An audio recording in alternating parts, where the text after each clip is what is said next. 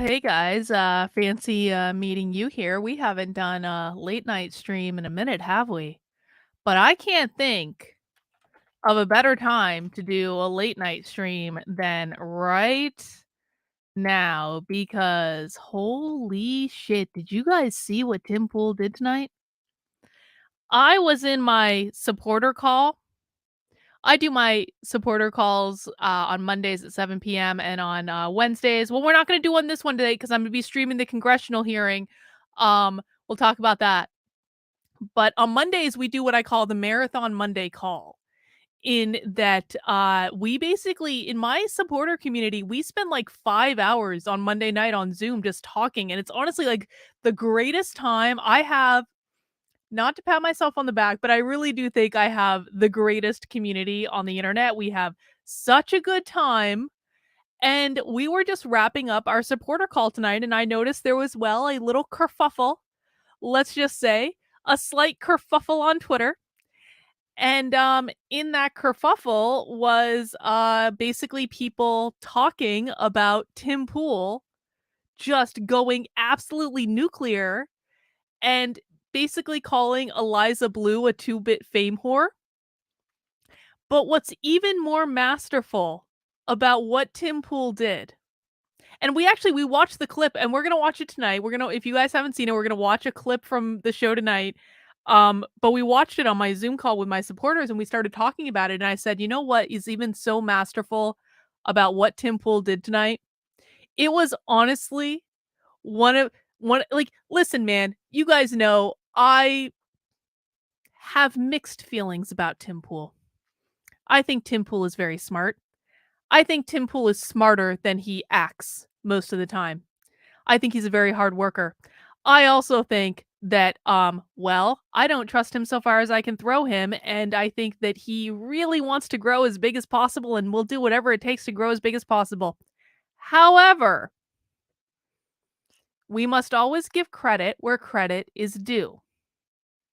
And when people do something right, even when they may not be our favorite person in the world and we think they have underhanded motivations, we must always give credit where credit is due because I want to be ethically honest.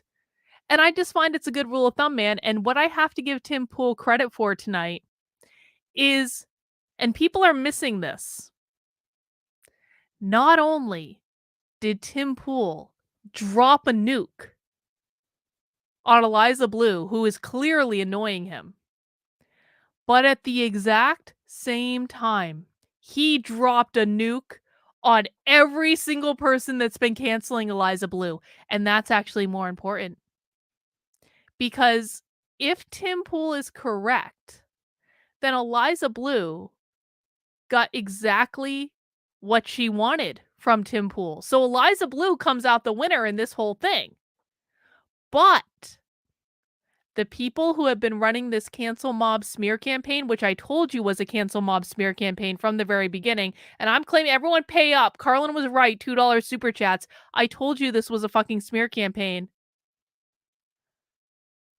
Tim Pool nuked every single one of these people from orbit. He nuked the quartering. He nuked Chrissie Mayr. He nuked Brittney Venti. He nuked everyone that's been doing video after fucking video after fucking video after video after video after video after video. He nuked them all from orbit tonight. And what he did to them is probably a lot worse than what he did to Eliza Bleu. Because again, if Tim is right, and I don't actually think he is right, by the way, I don't think he's right at all. I'm going to talk about that. I think Tim is projecting. I think that this is a massive, massive, massive case of projection. Projection. But that doesn't mean that I don't think that what he did was beautiful on a whole level. And maybe you could argue he nuked me too, but I'm like way like bottom. I am not even on that guy's fucking radar in all of this.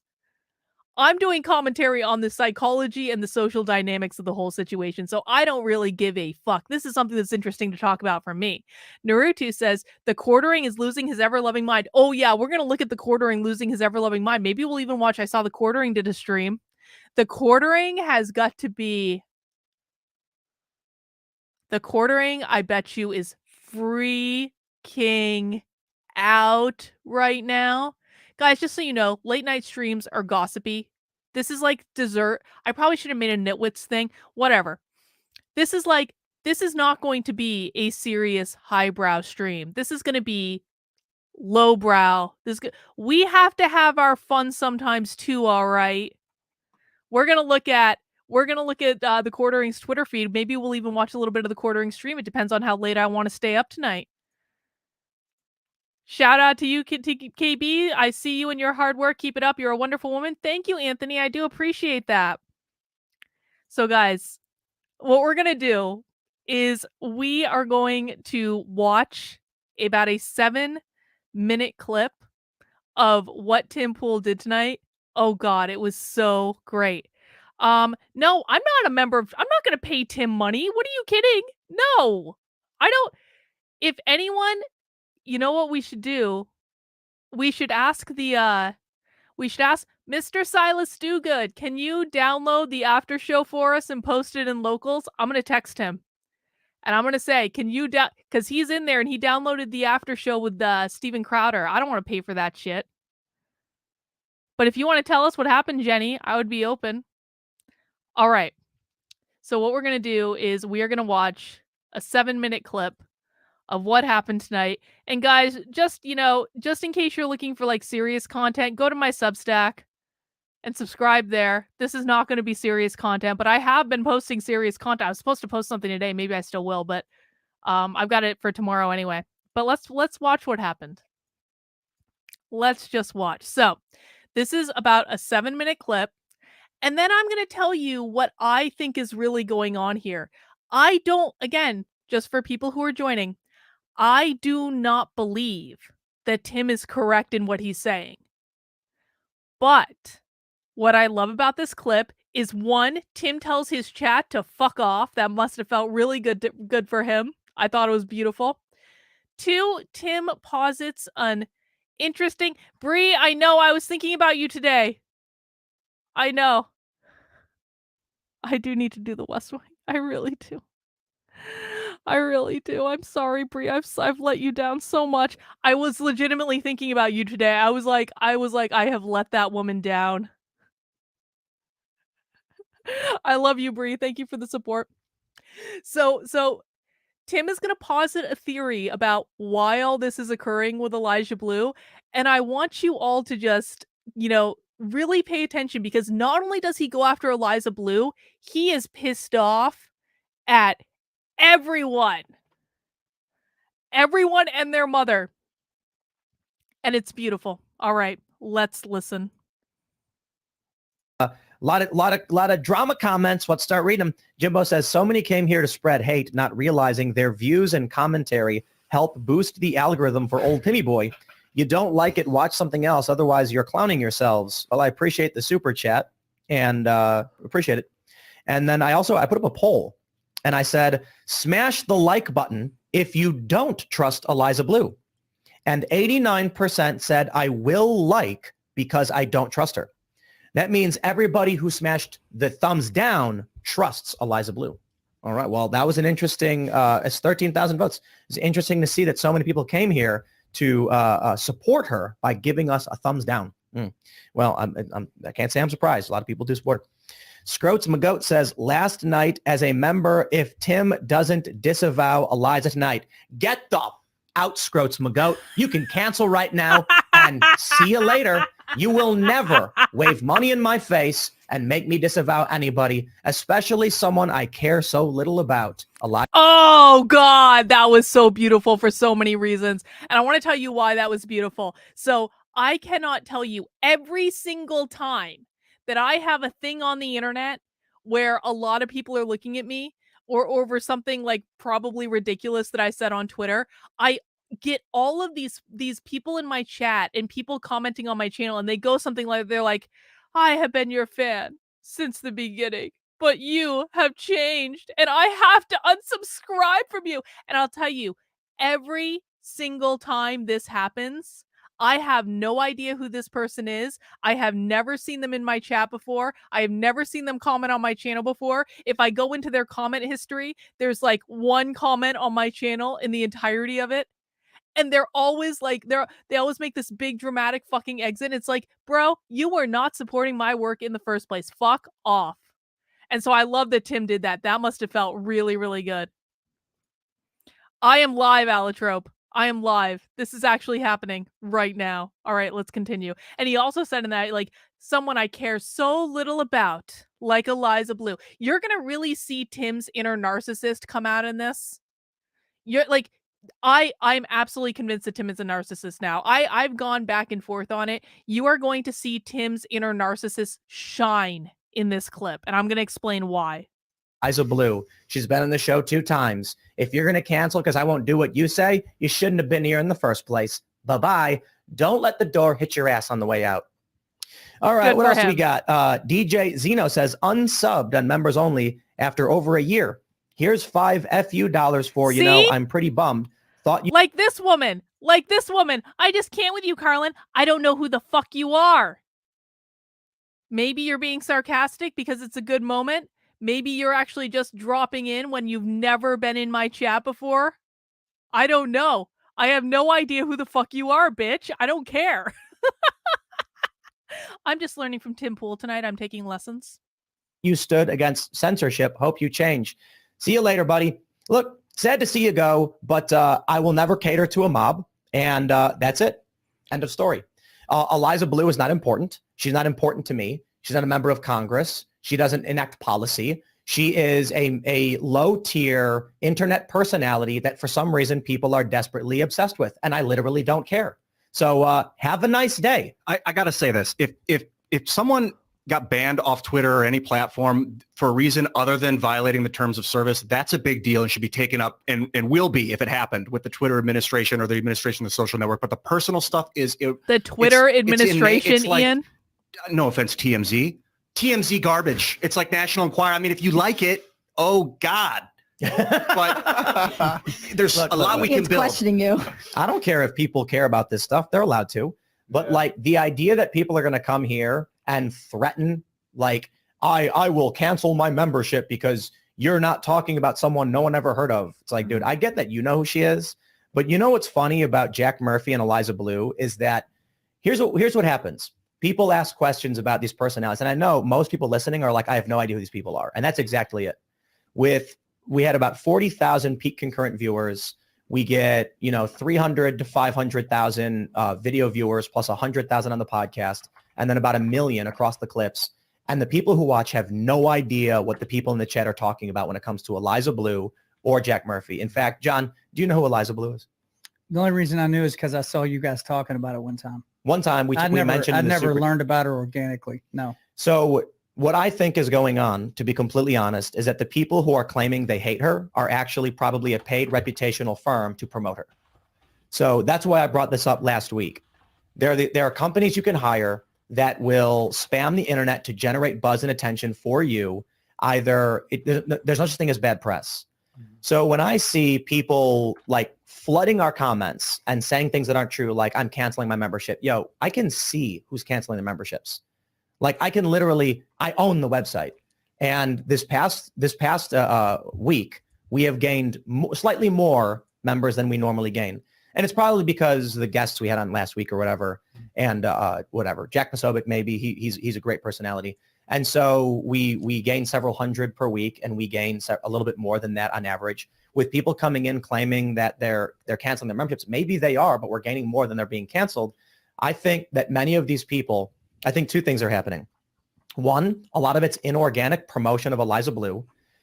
A ton of content flooding the internet, bringing up a personality no one's ever heard of, makes her instantly famous to even the likes of, 9-time Grammy nominee John Rich, who's not heard of her. Mm-hmm. That's the point. They want us to talk about her because they're being paid to generate controversy. They either want to, that's why it doesn't matter if we say anything good or bad. Yeah. If we say, look, we're doing the story, Shane Cashman's, nope, it's bad. Mm-hmm. We say, okay, we're not going to talk. Oh, nope, now it's bad. I think it's a PR campaign in order. I think people are being paid to promote her.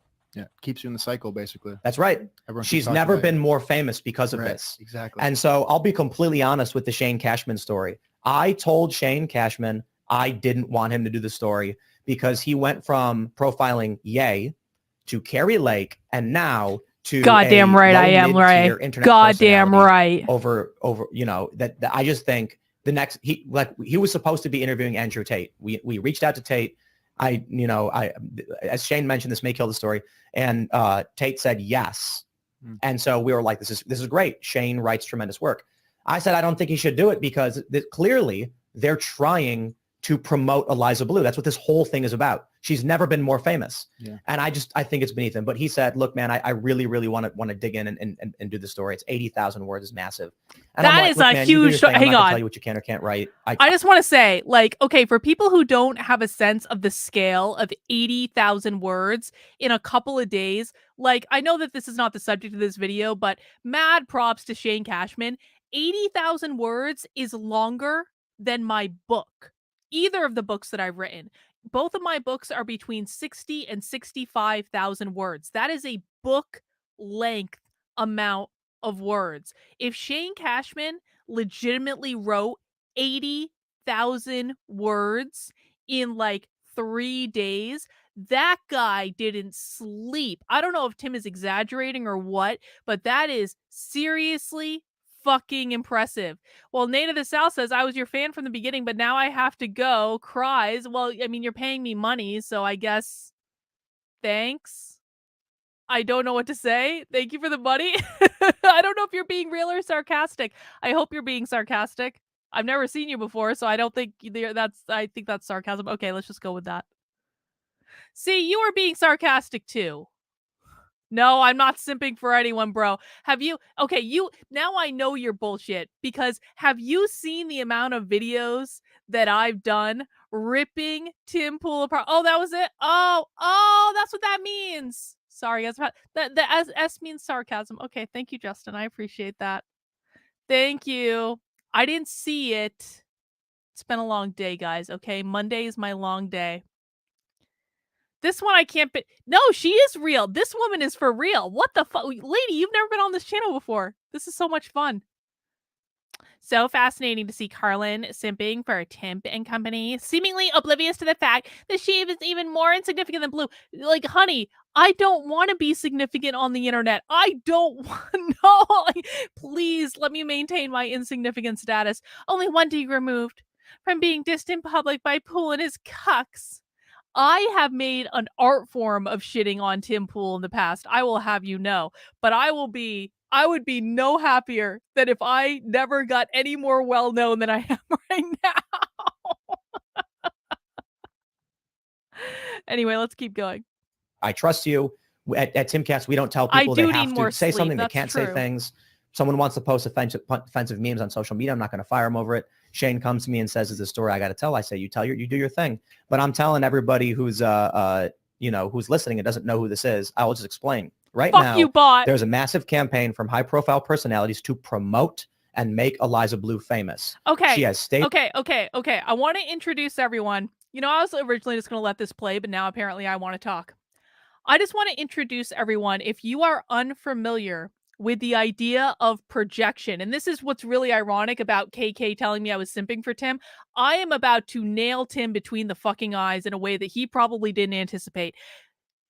If you are unfamiliar with what projection is, it is one of the most basic concepts in all of psychology. I'm a psychologist in real life, and projection is something that you see almost all the time. Almost like everyone does projection. And basically that's when you take something that is going on inside of you, or you say something that you have done, and you project that onto someone else to basically say they did this really bad thing. When in fact, they or may not, I mean, I guess you could project good things too, but like they may or may not have done that really bad thing, but you did that really bad thing, and now you're putting it on them to deflect your own behavior. Okay? And so this happens all the time. If someone says to you, you're obviously angry, you may or may not be angry, but they're saying that because they are obviously angry.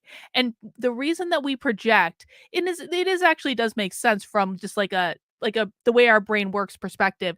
The reason that we project is that it is easier to identify flaws in another human being than it is to identify flaws in ourselves. And so if something, pro tip, and you don't have to tell anyone when this happens, if you see a flaw in someone else, that is only because you also have that flaw yourself.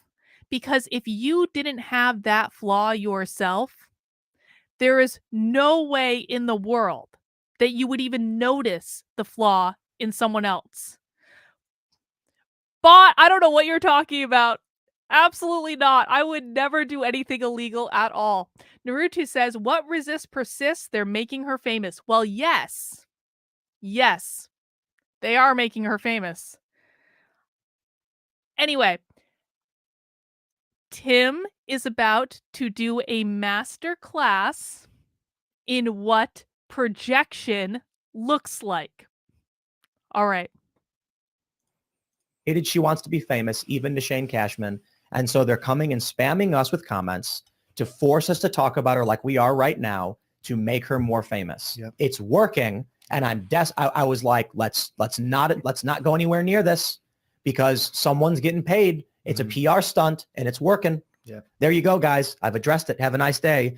And then all of these other people who I know, like who have been members of this channel are saying like, why won't you get on board? Bro, you are walking right into a PR game. I talked about how they do this. They're called reputation management firms. You go to them and you say, hang on, we're going to talk about reputation management firms in a second, but Nathan's trying to nail me between the eyes. And Nathan says, because Carlin's noticing Tim's narcissism shows she's a narcissist. Listen, bro, we all have narcissistic tendencies. Every single one of us has narcissistic tendencies. Every single one. As a psychologist, it's my job to look at people from a detached perspective and analyze them. Now, I'm not saying that transference never happens. It absolutely does.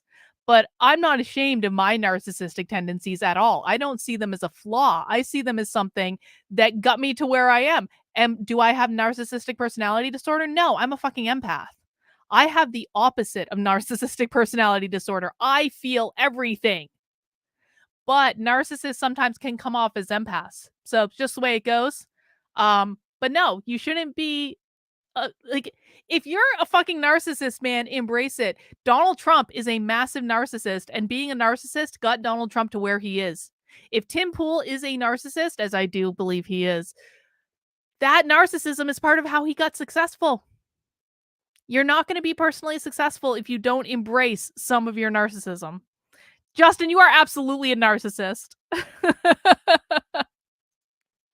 Anyway, so Tim is basically now insinuating that Eliza Bleu hired a PR company to stage this entire thing. Again, I'm going to remind you that I think that Tim is engaging in a massive case of projection. That doesn't mean Eliza Bleu didn't do what Tim is saying. She may have, she may not have.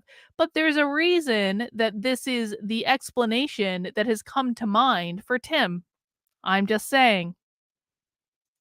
how much money to make me a star? And they'll say, we're going to do a two-front thing.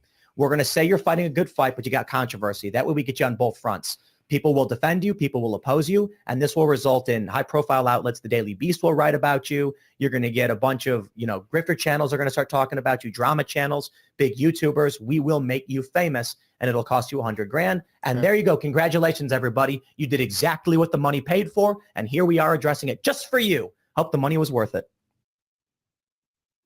Well, isn't that interesting? Tim Pool is insinuating that Elijah Bleu is staging this entire thing and paying the people who are attacking her. Basically, this PR company is paying the Quartering and Chrissie Mayr and Brittney Venti and all of these other people to attack Elijah Bleu specifically for the purpose of making her famous. Now, I want to put a poll in the chat. KK, listen. I've let you get away with a lot in this, but I have rules in my chat. Rule number 1 is don't be a dick. That means you don't insult me. You don't insult other people in the chat. Rule number 2 is no whining. In the course of this stream, you both have been a dick and you're whining. And I let you do it for a minute because I didn't really care, but now you're getting annoying. So stop it or I'm going to block you. All right. I want to put a poll in the chat. Did Eliza stage a PR campaign by paying grifters to cancel her? Yes, no. You let me know what you think. Let's see. I want to make sure that goes in the chat. Yep, it's in.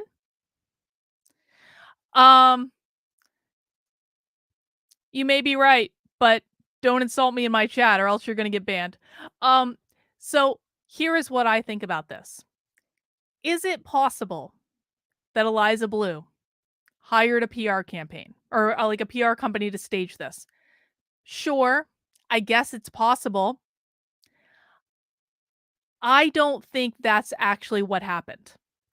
And you guys are free to have your own answer in the chat. Like, let me know what you think. I want your honest kind of like gut reaction in that poll.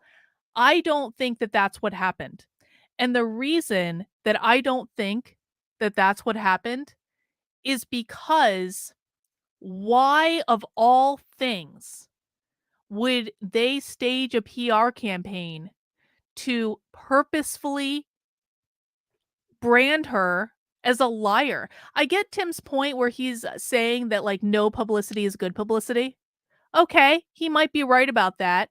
But why on earth would this be the thing that she would stage the PR campaign for? That just makes absolutely no sense to me at all. And you know, so like I was telling my locals community about this. So I'm kind of obsessed with like royal stuff. And so I watch royal gossip channels and all that stuff. I do. It's, you know, a guilty pleasure. But one of the things I learned about like Meghan Markle and Prince Harry is that they consulted a PR campaign or like a PR company when things started really going south in the UK, like when they first left basically, and they realized that like everyone hated them for like trying to destroy the royal family. And this PR company basically told Meghan Markle that there's nothing you can do about this. There are too many people that hate you. Like, you just have to lean into being hated. And if Prince Harry and Meghan Markle did anything extremely successfully, it's that they leaned in to being hated. And they have made hundreds of millions of dollars off of being hated. I mean, did they really lose? Yeah, sure. People think that Harry's basically the stupidest asshole on the planet, and it's pretty obvious to me that Meghan Markle's a narcissist, and like no one likes her very much. But did they really lose? Because everyone in the world knows their name. Prince Harry had the fastest selling nonfiction book of all time. They have made hundreds of millions of dollars off of being hated. I think they're doing okay. So what I heard when all this happened was they were told to just lean into being hated, and they did. But the reason this differs from Eliza Bleu is that Harry and Meghan were already hated. Not by everyone, of course. They have their fans, but they were hated. They had a reason to lean into it. If you are not hated by the majority of people who know who you are. And admittedly, I do think that Tim is right about like normal people don't know who Eliza Bleu is. Only crazy people like us on the internet knows who Eliza Bleu is. So, but like she's not in the community that does know her. She's not universally hated, or she wasn't until recently. And I'm going to be honest, I still don't hate her. I've been defending her. I think that this whole cancel mob bullshit is incredibly unfair. For many reasons, I've done other streams on it. I don't think she's perfect. I'm not a simp for her. But like, why on earth would you start a PR campaign which is going to result in the majority of your core audience or people who know who you are hate you? Why would you do that? That makes no godly sense at all. I get that Tim's saying it's like some sort of PR strategy, but like, why would you create a hate mob purposefully? That just doesn't make sense. I don't know. Is she that desperate to be famous? Well, if she was, couldn't she just have kept showing her tits? Like, if she really wanted to be just like she's a hot girl, man. And I say this as someone who people think is a lesbian, but I swear I'm totally straight. She's still a hot fucking girl. And so if she was just so desperate to be famous as her number one priority, she could have made porn. She could have made like Skinamax movies. She could have been like the sexy girl in the rock videos. She was doing that. It's not as though she didn't have the connections to do it. If literally all she wanted was to be famous, then why wouldn't she just take the path of least resistance and take her clothes off and be famous? Why instead would she pay a PR company $100,000, possibly more, in order to stage a week-long internet hate mob that could potentially destroy everything that you have been building for years?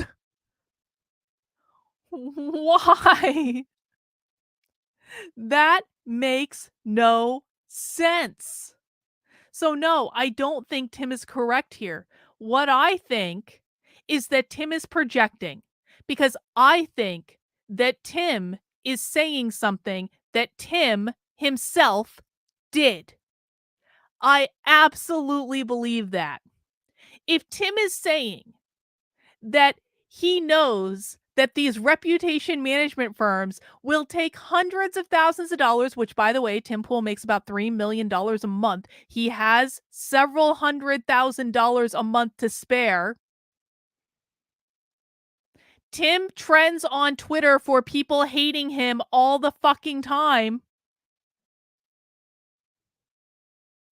Tim has a core group of hate watchers that just make memes about how awful he is all day, every day. Tim has a lot more motivation than Eliza Bleu does in order to hire a company that on one hand is going to do good PR and on the other is going to elicit bad PR in order to create controversy. Tim has had multiple hit pieces written about him. Are we honestly insinuating that this is not something that Tim Pool has done himself, and that is why he just projected it onto Eliza Bleu when he got worked up and angry that his audience was trying to control him again and again and again, and there is nothing that narcissists hate more than being controlled? And he's got this mob of people coming after him every single day, demanding he talk about this topic, and how dare they tell Tim Pool what to do? Because if he doesn't care about Eliza Bleu, do you really think that he cares about any of them? Of course he doesn't. And he's got these people coming after him every single day, making demands. Man, cover this, Tim. Cover this, Tim. Why aren't you covering this, Tim? Fuck you, Tim. I'm canceling my subscription, Tim. You're going to tell me he wasn't a little pissed off? And then in his anger, or dare I say fury, he projected exactly what he did onto Eliza Bleu. And in the process, and this is what is so fucking great about what Tim just did, I love it. Don't think, just because I'm saying that Tim himself has done this doesn't mean I think that's necessarily right or wrong. I don't really care either way. I'm not saying he's a bad guy.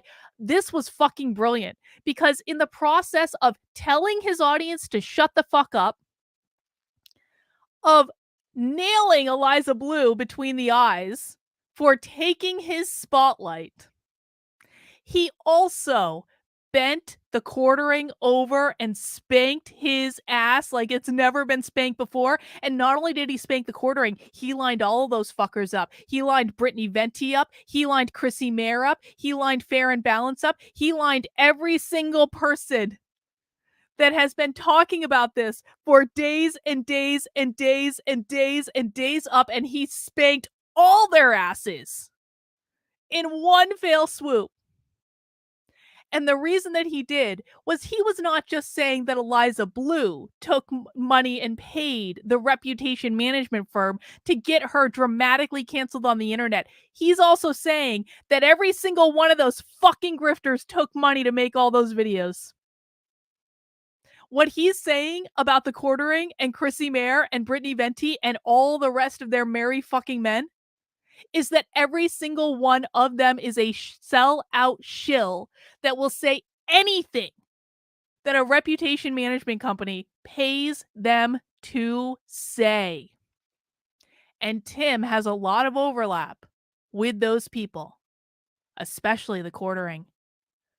I want to watch a little bit of the stream the quartering did tonight. I know it's like 4 hours long. We're not going to watch the whole thing. I do want to watch some of his stream, though, to see his reaction to this. I've got his Twitter pulled up, too. And we're just going to see how long I like to stay up. You guys know I am actually a night owl in real life. I usually work until like 2, 3 a.m. And so we might conceivably be here a while. I don't know. But Jesus, man. How great. Nate of the South, thank you for the super chat. I do appreciate it. Let's see. Do I have any more things coming in? Oh, Mark Robishaw's here. Excellent. All right. I haven't been keeping up with the chat. So, Mark Robishaw says Jeremy was so salty. Mark, let me know. Did you remember when the saltiness really started? Can you give me a timestamp? Oh my God, it was so great. So I do want to see. Let me see the poll.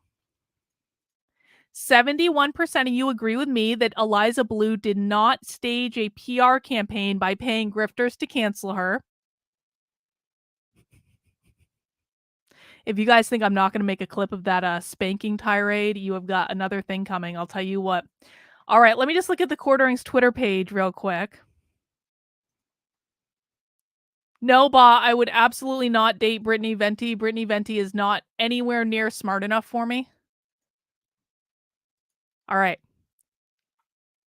Oh, shit. What is this? Hey, Timcast. Some people mentioned in your member stream, you felt like me saying, I don't want to go to war with you was a threat. I promise you I was not, LOL. But also see how you might see it that way given the heat you're under. Here's the messages right before the block. And so he's just showing text messages.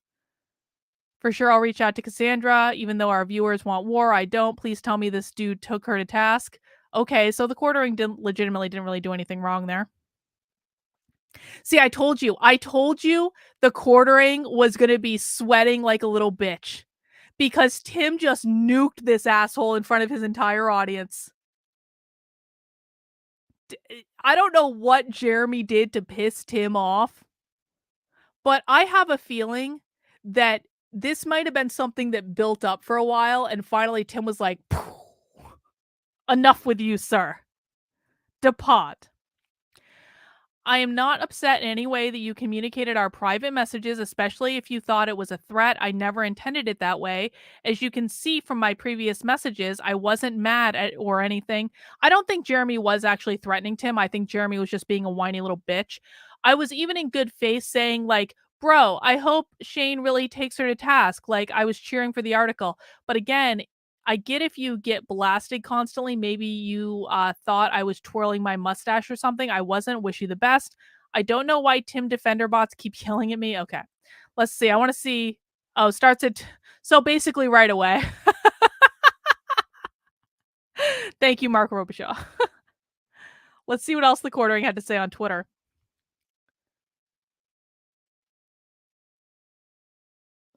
Jack Murphy grifted $1 million off your fans, bro. I guess fuck them right. Wow. Okay. So he's not really saying anything. Let's take a look at the quartering stream and just what did Cassandra call Brittney Venti? This is probably the first time in history that I have ever actually agreed with Cassandra Fairbanks. Because I think Cassandra Fairbanks is a Fed. Like, I'm pretty sure Cassandra Fairbanks is a Fed. Really sure Cassandra Fairbanks is a Fed. Allegedly. I don't want like defamation or anything. She's probably a fucking Fed though. That's just an opinion. Anyway, but like in this case, in this case, I actually agree with Cassandra. So, God, I don't know what that says about me. Okay, let's watch Jeremy. No, that's not what I want to click. Hang on. My bad. He looks very serious. Sorry about that. She does have bondage pictures. Cassandra Fairbanks has bondage porn on the internet. For people who didn't know, I have seen her boobs. I'm not happy about it. Was really just, I realized that guys, mount the like button if you appreciate late my night downstairs stream. office is in a complete Wi-Fi dead zone. Oh, for fuck's sake, Jeremy. And I have like Wi-Fi extenders for go. dinner, and it did give me diarrhea. Oh, that was not the part I wanted to stop on, I don't think. Do you think that This couldn't Shane have been... Cashman has the straight dope? Oh, maybe he did lose people. Oh, dang. Okay. Oh, wait. This is when he... Well, okay, let's watch... I just want to watch Jeremy's reaction to this clip. Big things. Multiple occasions. Mad about... Care if people care about this stuff. Okay, here we go. Now we're going to get Jeremy's reaction to the clip we just Hope watched. you change. See you later, buddy. Look, sad to see you go, but I will never cater to a mob. And that's it. End of story. Eliza Bleu is not important. She's not important to me. She's not a member of Congress. She doesn't enact policy. I'm not Googling that for you, bro. A low-tier internet personality that for some reason people are desperately obsessed with. And I literally don't care. So have a nice day. I got to say this.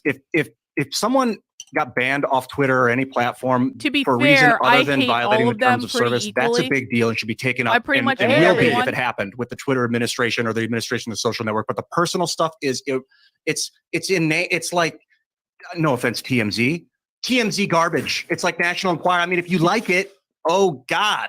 But there's a lot we can build. It's questioning you. I don't care if people care about this stuff. They're allowed to. But like the idea that people are going to come here and threaten, like, I will cancel my membership because you're not talking about someone no one ever heard of. It's like, dude, I get that you know who she is. But you know what's funny about Jack Murphy and Eliza Bleu is that here's what happens. People on. Wait, was he watching this live?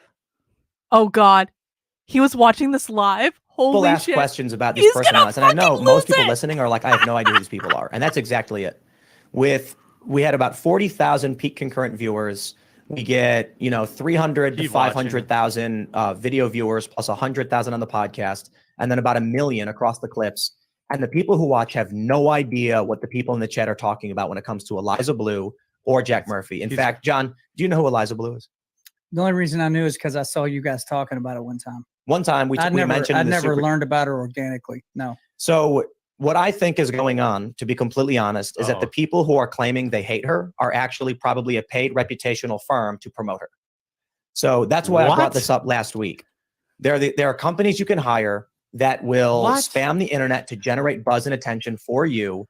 There's no such thing as bad press. Oh God, I wish Jeremy's face was bigger. I want to see his reaction. Flooding our comments and saying things that aren't true, like I'm canceling my membership. Yo, I can see who's canceling their memberships. Jeremy was just like, that was a weird reaction. He was like, what a weird take. It was really inauthentic. And I don't know, maybe this is just the way he talks, but that just came across to me. And I might be like extra psychic right now because it's that time of night. Like, that came across to me as being really, really, really inauthentic. It's like, it's kind of like when you know you've done something wrong, you're like, why would you think I've done something wrong? Like I own the website. And this past week, we have gained slightly more members than we normally gain. And it's probably because the guests we had on last week or whatever, and whatever, Jack Posobiec, maybe he's a great personality. And so we gain several hundred per week, and we gain a little bit more than that on average. He's With probably people right. coming in claiming that they're canceling their memberships. Maybe they are, but we're gaining more than they're being canceled. I think that many of these people, I think two things Hang are on, I want to address something. The quartering did nothing wrong, Carlin. I want to say this. I don't care. I'm not saying, listen, man, I am, like, for those who don't know me, I don't really believe in objective reality. I know it's going to piss a lot of people off, and a lot of you are about to get real triggered, but I think that every single thing can be looked at from both a positive light and a negative light. And so I don't think there is anything objectively wrong about what the quartering did. If whether he took money or not, if he took money to cancel Eliza Bleu, listen, man, I saw a stream just the other day where the quartering was like, bro, this is all a grift. He admits it. So, like, is it objectively wrong if he took money to cancel Eliza Bleu? No. Is it objectively wrong that he has made 8,000 videos about Eliza Bleu in like the last 3 days? No, there's nothing objectively wrong with it, man. There is no good or bad, right or wrong, better or worse. There just is. And everything can be looked at from both a positive perspective and a negative perspective. So I agree with you. He did nothing wrong. I don't really care. And I would actually say that of every single person in this entire scenario. happening. One, a lot of it's inorganic promotion of Eliza Bleu. Wow. A ton of content flooding the internet, bringing up a personality no one's ever heard of, makes her instantly famous to even the likes of, 9-time Grammy nominee John Rich, who's not heard of her.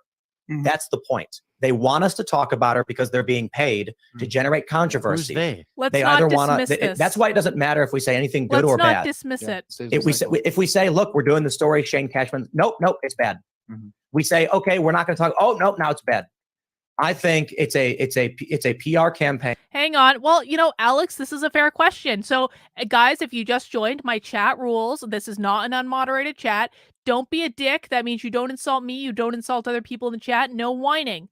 That's it. Don't be a dick, no whining, and we're going to get along just fine. But Alex is asking a very fair, clarifying point.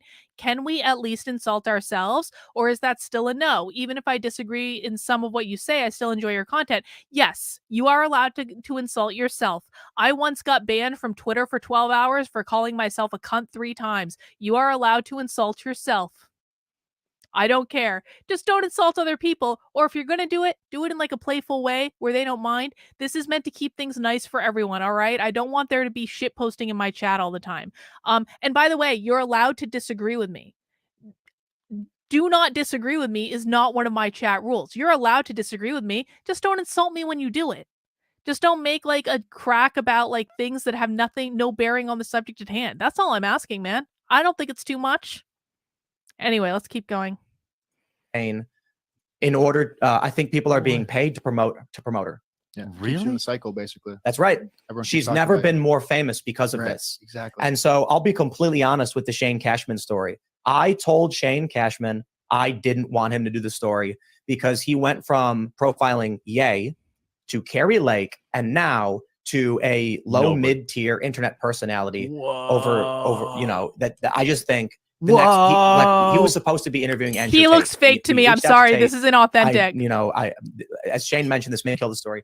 And Tate, he is either high or this is really inauthentic. Because, like, if he was high, I could see a scenario in which the quartering would be like, whoa, like Bill and Ted's Excellent Adventure sort of thing. I could totally see that. But either it's that or no one does that when they're not high. I'm sorry. There is not a single human being that will do that sober. Tate said yes. And so we were like, this is great. Shane writes tremendous work. I said, I don't think he should do it because clearly they're trying to promote Eliza Bleu. Can we also just appreciate that when I do reaction videos, I don't just sit there and go, whoa, whoa, whoa. I'm just saying, if you're doing a reaction video, at least provide some sort of commentary or substance. That's what this whole thing is about. She's never been more famous. Yeah. And I think it's probably right. right. He said, look, man, I really, really want to dig in and do the story. It's 80,000 words is massive. And I'm like, 80,000 words? I'm not going to tell you what you can or can't write. I trust you. At Timcast, we don't tell people they have to say something. They can't say things.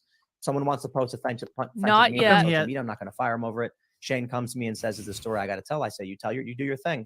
But I'm telling everybody who's who's listening and doesn't know who this is. I will just explain. Right now, there's a massive campaign from high-profile personalities to promote and make Eliza Bleu famous. What? She has stated she wants to be famous, even to Shane Cashman, and so they're Is she coming and accusing me of spamming us with promoting her? comments to force us to talk about her like we are right now to make her more famous. Yep. It's working, and I was like, let's not go anywhere near this because someone's getting paid. It's a PR stunt, and it's working. Yep. There you go, guys. I've addressed it. Have a nice day. And then all of these other people who I know, like who have been members of this channel, are saying like, "Why won't you get on board, bro? You are walking right into a PR game." I talked about how they do this. They're called reputation management firms. You go to them and you say, "Is this how much really money to make me a star?" And they'll say, "We're going to do a two-front thing. We're going to say you're fighting a good fight, but you got controversy. That way we get you on both fronts. People will defend you, people will oppose you, and this will result." This is Daily wild. Beast will write about you. You're going to get a bunch of This is grifter channels are going to start wild. talking about you, drama channels, big YouTubers. We will make you famous, and it'll cost you $100,000. And there you go. Congratulations, everybody. She doesn't You did have exactly what the $100,000. money paid for, and here we are addressing it just for you. Hope the money was worth it. All right, let's read more. I don't know if Jeremy's come to the realization of what Tim just really said yet, because he's focused so much on Eliza Bleu, and I'm sorry, Jeremy is not the brightest crayon in the box. I actually think Jeremy's really smart. Don't get me wrong. I don't think he's a total fucking moron like I think Mayr is. I think Jeremy obviously understands how to build a business, and it's no mean feat to build a business. And so I give him credit for the hustle, man. I give him credit for the hard work. I give him credit for all that. Still, I don't think he's necessarily the brightest crayon in the box about some stuff. Like, we all have our weaknesses, man. I'm stupid about stuff too. But like, he's not as dumb as Mayr is. Anyway, I don't think that Jeremy has realized exactly what Tim just said. I think that he is so focused in his attention on what Tim said about Eliza Bleu that I don't think it is quite dawned on him yet that Tim just said that Jeremy was taking money from a PR company in order to make every single one of the Eliza Bleu videos he makes.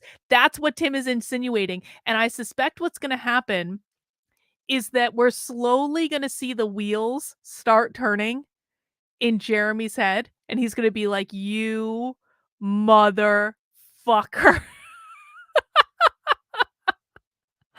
Let's see.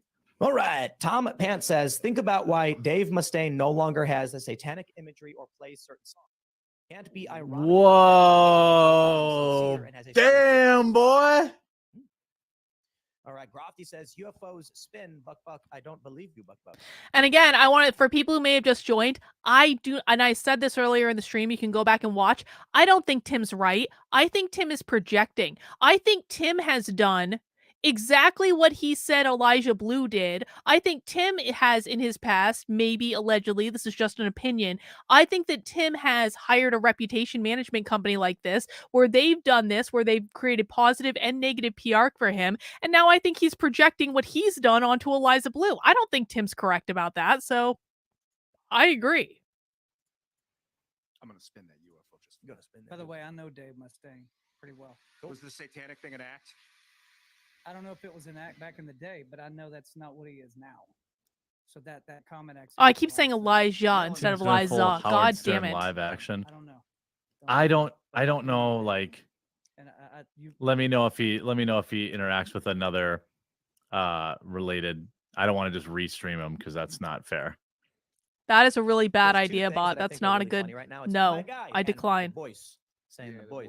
The voice. It's all Chicago. Why did Tim just My get so guy, the same quiet? folks who cry and spam nonstop over Twitter will never get off their butts to knock doors or harvest She ballots. blew him. A real That's life funny. mission for the Okay. betterment of all of- All right. So okay, Shout out unless to that he goes guy, back that's off funny. on it. What? Wait, the wheels are turning. Look, the Bot brow says is. Tim blocked Jeremy because he thinks Jeremy's promoting EB by talking about what a piece of garbage she is. Is that true? Yeah, he just realized it. What the heck? He just realized that was Jeremy's moment of realization about what just happened. Go to a reputation management firm and Oh. say, here's 50 grand, make me famous. And they will then spam YouTube, spam comments. And their goal is to get YouTubers to see a wave of comments saying, please talk about this.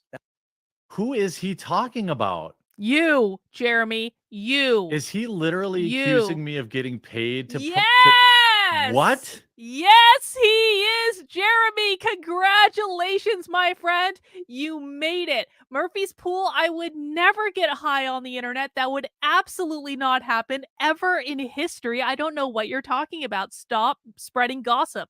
Jeremy just arrived to the party, my friends. Look at that look. He is good.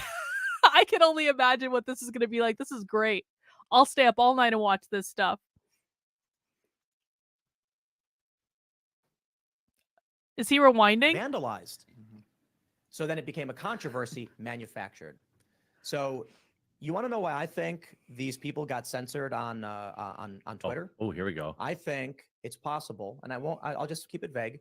It is a PR stunt targeting people who talk about free speech with censorship to trick them into promoting an individual trying to be famous.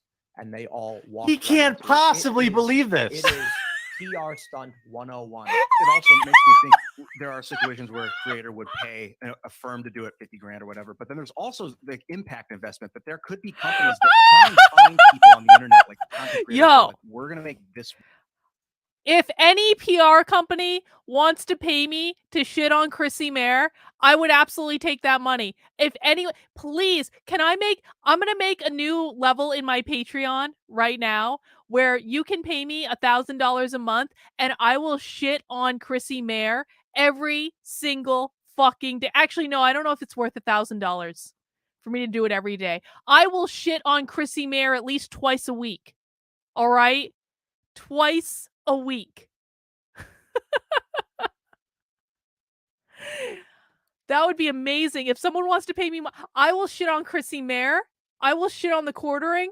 I will shit on, well, slightly less on Tim Pool because I mostly think Tim Pool is like all right, like on a scale of okay to like really sucky. But I would definitely take money to shit on Chrissie Mayr. Absolutely, every day.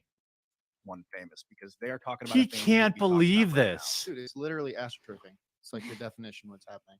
It's clever. Yeah, it is. You spam someone's comments. Wait, are you offering to pay me to shit on Cassandra Fairbanks? Don't tempt me, Lars. Lars, I will make that level in my Patreon right now. I'll do it. I'm going to do it. I'm going to have a level for me shitting on Chrissie Mayr and a level for me shitting on Cassandra Fairbanks. Absolutely. Launching tomorrow. Fast Donnie 316. The 22 Jump Street moment is strong with that one. Oh, God. Wasn't it fun? Wasn't it glorious? Saying, talk about this person. What he's saying is probably true, but he can't possibly believe this about Eliza Bleu. This woman has no money. Are you kidding me?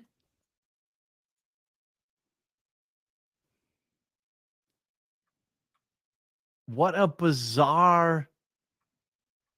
He can't believe this. Right. And I'd never heard of her, and I went, I don't know who that is, but I saw you were talking about her, and I went, and I saw there was some debate going on. I thought, well, I should probably know what's going on with this. I'm getting ready to see Tim and everybody, so I dug in on it a little bit, and it was back and forth like a ping pong match. I went, That's exactly right there. So then I went and bought her T-shirt, ball cap. Yeah, right. I will be at the Eliza Bleu concert whenever that happens. The idea is I want to open for you. But this is a good. I can't believe but this. This is a good one. Yeah, this is a good point you made. Is that you couldn't make heads or tails of it? No, it was really confusing. It was. It seems pretty cut and dry to me. If she's a total nobody, then why did Tim platform her? From according to BWE, he is why I even see that chick. So Tim made her legit to his audience, but now he's mad at the same audience. Well, you know what? He's probably right. If he's not losing paid subs. And so people are like, why won't you talk about it? Because you know what, man? I caved. He is in shock. Guys are sitting in their true. room in West Hollywood laughing their asses off saying, we got it. It normally costs, how many tens of thousands of dollars or how many thousands of dollars to get a promotional push on Timcast? He just came out and talked about it for 10 minutes, for us. Congratulations, guys. You work for a PR firm. You've made her more famous than she's ever been. Yeah. More famous than she's ever been. There you go. But the reality is, You guys are the fucking worst.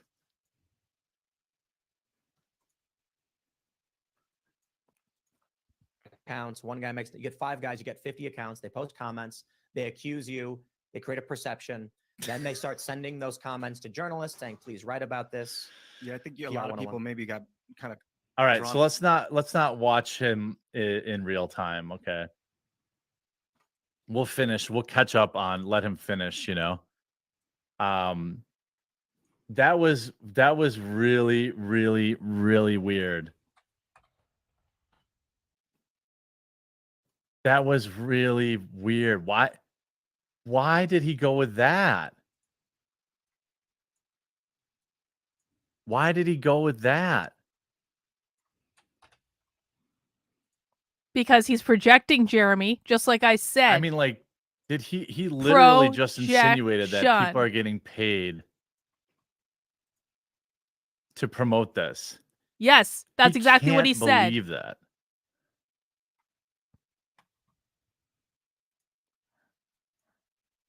I wonder if Jeremy and okay, so part of me, I know I'm shitting on a lot of people tonight, but like part of me actually feels just slightly bad for Jeremy. And I do wonder if he feels betrayed by Tim in this respect. And if he does, I think that's sad. I just, I mean, all this stuff is so stupid. And I don't know why people like, I do my fair share of drama streams because I think they're fun and I think they're interesting. And, we have a good time with them on my channel. But like, this isn't real life. And I wonder if he feels a little disappointed and betrayed at what Tim has done. And like I said, I don't think that Tim is correct in this. I just think, like, from a narcissistic manipulation perspective, what Tim has done is so brilliant because he was kind of, okay, so I've been reading, quite frankly, way more than I should have of a guy named HG Tudor lately. My community hears me talk about this guy all the time because I'm like he's written over 50 books about narcissism.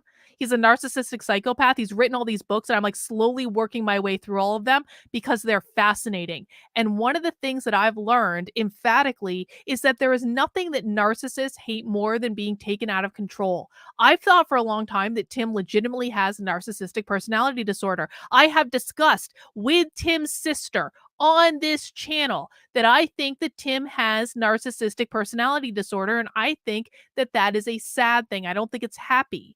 But one of the things that narcissists hate is being taken out of control. And if anything has happened in the past week, it's that Tim got taken out of control in this entire scenario. There has not been a moment in which Tim was in control of any part of this. He was taken out of control and probably felt a little thrown under the bus that Eliza Bleu was on his show in the first place. So he got taken out of control by her. He got taken out of control by Jeremy and Chrissie, Mayr, and all these people who were spinning up this mob that were infiltrating Tim's comments, demanding that he do something that he didn't want to do. He got literally taken out of control by everyone in this situation. And it is one of the most brilliant narcissistic manipulations that I've ever seen in my life to simultaneously take back all control over everyone in this situation. And, one of the books I was reading from HG Tudor lately, he was talking about what he does, like when a girlfriend breaks up with him. And he he told this story of this one time where his girlfriend was living with him. Remember, HG Tudor is a legitimate diagnosed narcissistic psychopath. He has a YouTube channel. It's great. You should watch him. But he told this story in his book of when he was living with one of his girlfriends, and this girlfriend decided to break up with him and then move out of the house, but she left some of her stuff there, and she left a note basically saying, I'm done with you, HG, I'm moving out of the house. Well, when he came home and found that note, he got pissed because, again, there's nothing a narcissist hates more than being taken out of control. And if she's up and leaving in the middle of the day without telling him, she's taking him out of control. And he flew into a narcissistic rage. He broke all her shit. He took a knife to all the clothes in her closet. He burned all of her books. He found her. This guy, check this out. This asshole, and I say that with the deepest of respect and admiration, but this was really, like, come on. Like, he found her emergency credit card that she had in, like, a drawer in, like, the dresser that she forgot to take with her. He took her emergency credit card and went on a spending spree around the internet, like buying all this expensive shit on her emergency credit card. And one of the things that he bought was a funeral wreath with her name on it that he sent to her parents. And I was reading this the other night and I was like, and then when she finally got the credit card bill, like a month later, she came by the house to read him the riot act and he won her back. He was so good at manipulating her, because narcissists are fucking amazing at manipulating people, like psychologically, that he actually won her back after he destroyed all of her shit and spent all her money. She came over to read him the riot act and he won her back. And I was reading this the other night and I swear this relates back to Tim. And I was like, you know what? This was a really fucking evil thing to do for him, but you have to respect the game. You have to have an immense amount of admiration for how a mind like that works. Like, that is next level insanity, and I fucking love it. And the reason I'm saying this in relation to Tim is Tim has just done the same fucking thing with everyone involved in this scenario. He did the exact same thing. He nuked every single one of them from orbit, and now he is the head bitch in charge. He is the narcissist back in control of this entire situation, because he just leveled literally every single person involved, to include his own fucking employee, Shane Cashman. And I'm not co-signing it because I do not think that what Tim is saying is accurate. But what I will say, that you have to respect the manipulation that has just happened. I've never seen anything like this in real time, live on the internet. That's amazing. Like, what a fucking chess move. Oh, let's keep going. What the? Left Jeremy can't even literally believe it. speechless. I don't know. What do you guys think from the PR fund? Thank you. Mark Wilkins. I'm sorry, I missed that. That is big PP energy. EB isn't going to sue. She'll just threaten as long as she can, and then the story dies of old age. She can't. But the other creators still need their Twitters back. Y'all have to sue her and name her allies at Twitter in the suit. It seems like it, right? Tim just jumped the beanie. Wow. You know what, though? Like, Tim's probably right. Do you think, I mean, I don't know. Like, a lot of people are telling me that they unsubbed from Tim, but I mean, his numbers aren't really changing. That's a narrative he wants to spin. They're all lying. They're all lying. He's saying that on purpose. Tim is off the fence. You got to give him that. Oh, no, Timmy, no. This is so bad. So bad. Hello, fellow PR firms. Oh, yeah, that's the key. There's 100 different. There's one PR firm in my chat, and they have 50 different names, and they're all super of them. chatting me. Every to keep single talking one. about it, Fucking even though beautiful. I've never done it. Not only took a dump on Eliza Bleu, but also on every single person involved in this entire affair. All right, now I'm staying on to address this. Give me like 30 seconds, okay? This is going to be fun. I'll be right back.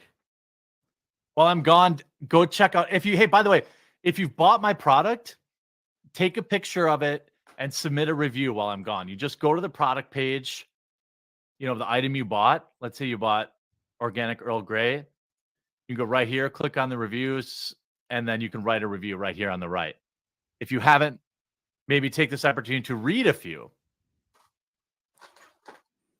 Wow. Be right Okay. back. There's Chrissie Mayr's simp boyfriend. Mother of Holy God. shit. What did he hang on. Timmy, no! What did he have to say? I just Timmy! tuned in. Am I on a PR team or something? What is he accusing who of? This super chat is brought to you by Coffee Brain Coffee. This is Chrissie Mayr's simp fucking boyfriend or whatever the hell he is. Man. Hang on, guys. So, breaking news. Just in case anyone is interested, and we'll go back to the quartering in a second. And I'm 100% completely serious about this.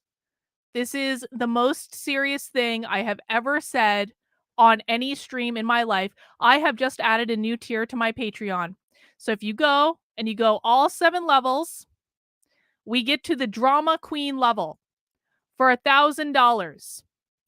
And for $1,000 per month, I will join the smear campaign PR team for Chrissie Mayr or Cassandra Fairbanks, or if you have another content creator that you would like me to make at least 2 videos per week, possibly more, but you'll get at least 2.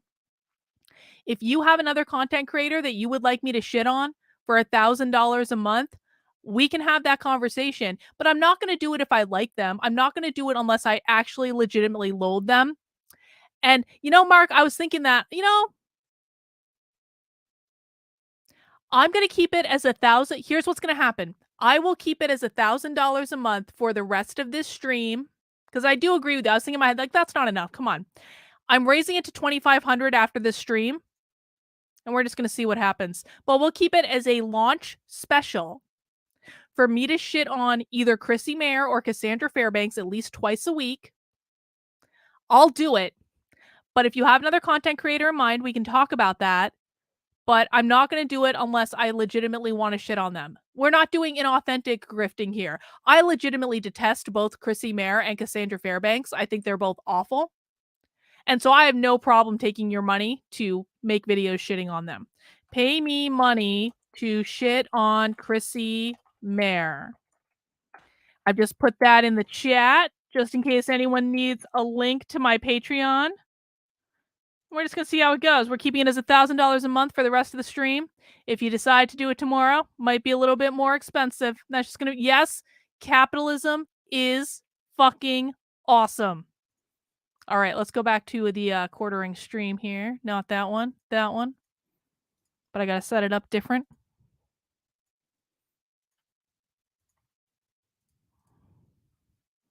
Let's see. Like I'm downloading He's the back. episode right now, so he hit play. Is it okay? Oh, you guys are memeing me. He definitely didn't talk about Jack Murphy. Coupon code BESTIES to save 10% over at coffeebrandcoffee.com, by the way.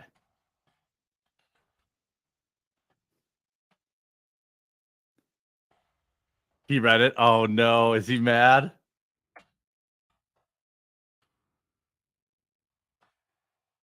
I can't believe what Tim is saying. Been a supporter from the beginning. What? No. Why? No, he's not really mad, is he? Get dunked on, Jeremy. Oh, no. Oh, no. I'm getting dunked on in the chat. What did he say? I don't want to. I want to let him finish his stream before I go over because, I don't want to, I want to adhere to fair use. Tim's in panic, damage control. I'm catching strays everywhere. Such PR moves do exist. I think there are several things happening all at once. Some organic, some is astroturf leading off into the weeds in different directions. That's probably true. I got pwned. Oh. Did I get pwned?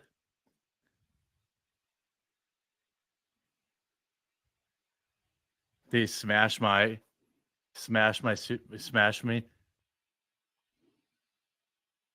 Richard Winter, she may not have money, but daddy does. And ain't nothing in the world a dad won't do for his daughter. That's true. Justin Shively says, Jeremy, nice work. You did better than our argument called for. Here's one of the thousands of payments we'll be sending. Keep it all up, PR rep. No, don't even. This conspiracy about PRs is Tim's AOC moment. Yeah. Thank you, all the PR agents in my chat. Okay. I want to know, what did he say? Or are you guys just memeing me? Tim is in panic damage control. I take full responsibility. Tell Tim it was my idea to super chat Tim. You have my version. No, I did it. I have agency. He goes so big, he has to contact a big conspiracy theory and explain getting called out. He actually did finally bring up Jack Murphy before telling us to all go fornicate amongst ourselves. Really? Come on. Really? Joining the Shillcast sub dump and offering my support to you instead, Jeremy. Keep fighting this. What did Tim say about Jack Murphy? Does anyone know? Was anyone watching?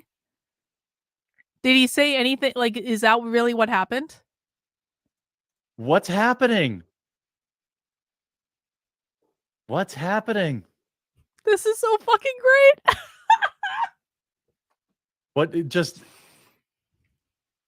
When's the next TISM? I don't know. But this week about to get.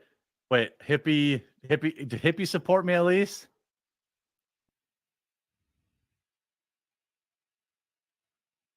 Why is Tim so mad at me? I mean, I think it's a little bit disingenuous for Tim to call Jack Murphy a nobody when Tim had Jack Murphy on every single week for a really long time, is my understanding.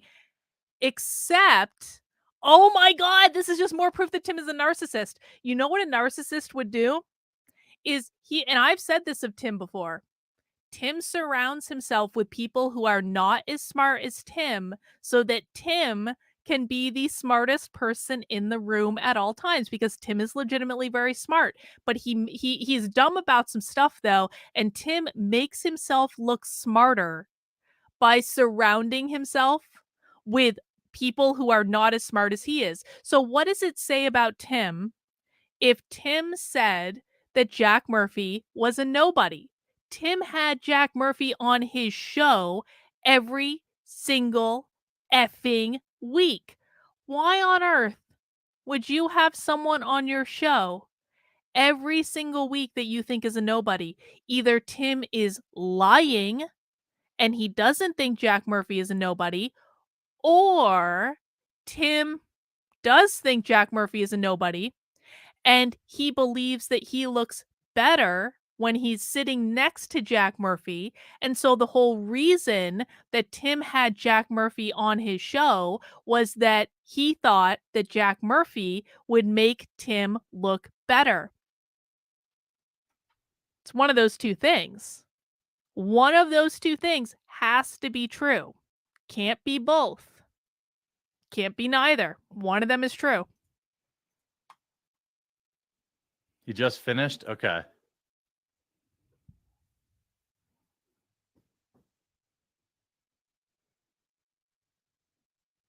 All right.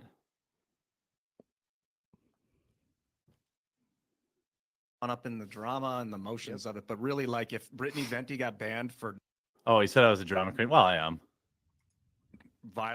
not violating terms of service, that's the story. If she violated terms of service, then it was a righteous ban. I think the real story is that she likely got banned as part of a campaign where someone trying to become famous hires a company. This is who not. Then spam someone's comments with fake accounts to get them to talk about it. Then Would it still be concerning for anyone advocating freedom of speech on truth?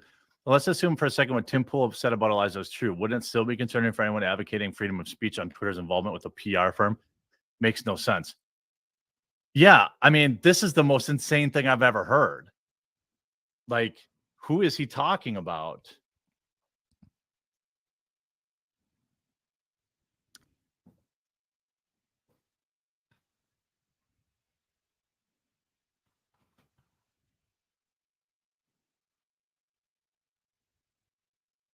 Hold on a second.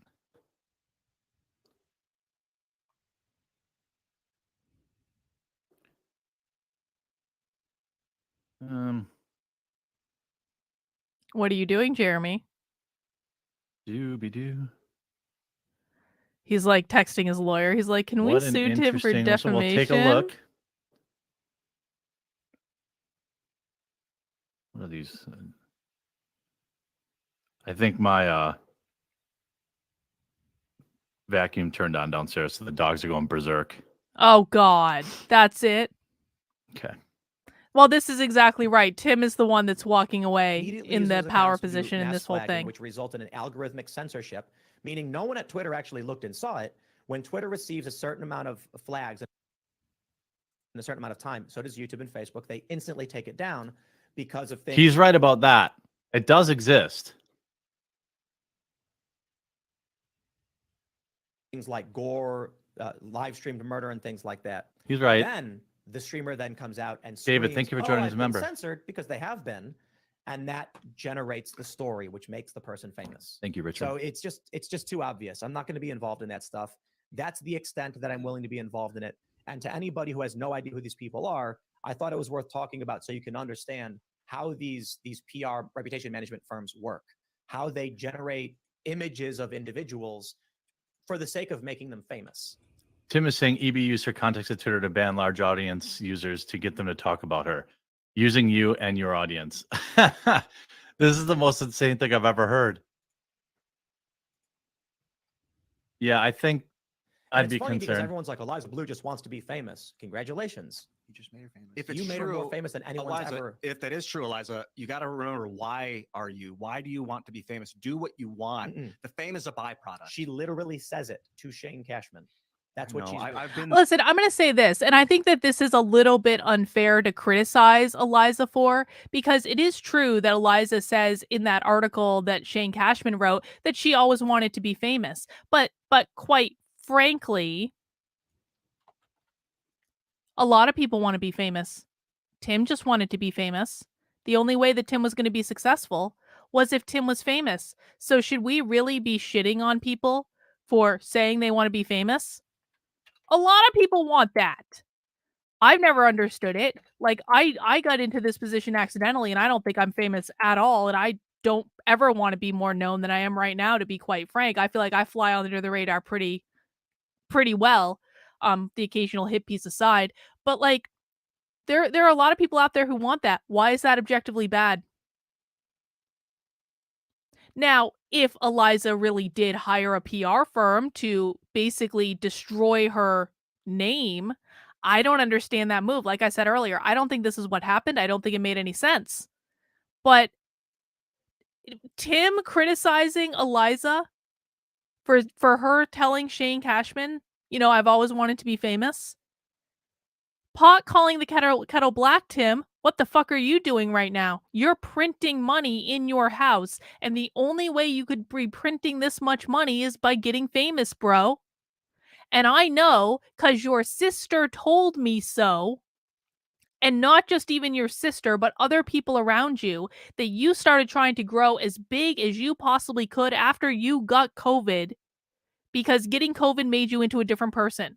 So there's nothing wrong with wanting to be famous, but I find it really interesting that Tim, who has been making a concerted effort to get as famous as possible ever since he had COVID, as famous as possible, as quickly as he could possibly do it. I have heard this from multiple sources that have worked for him. I've heard it from his own fucking sister.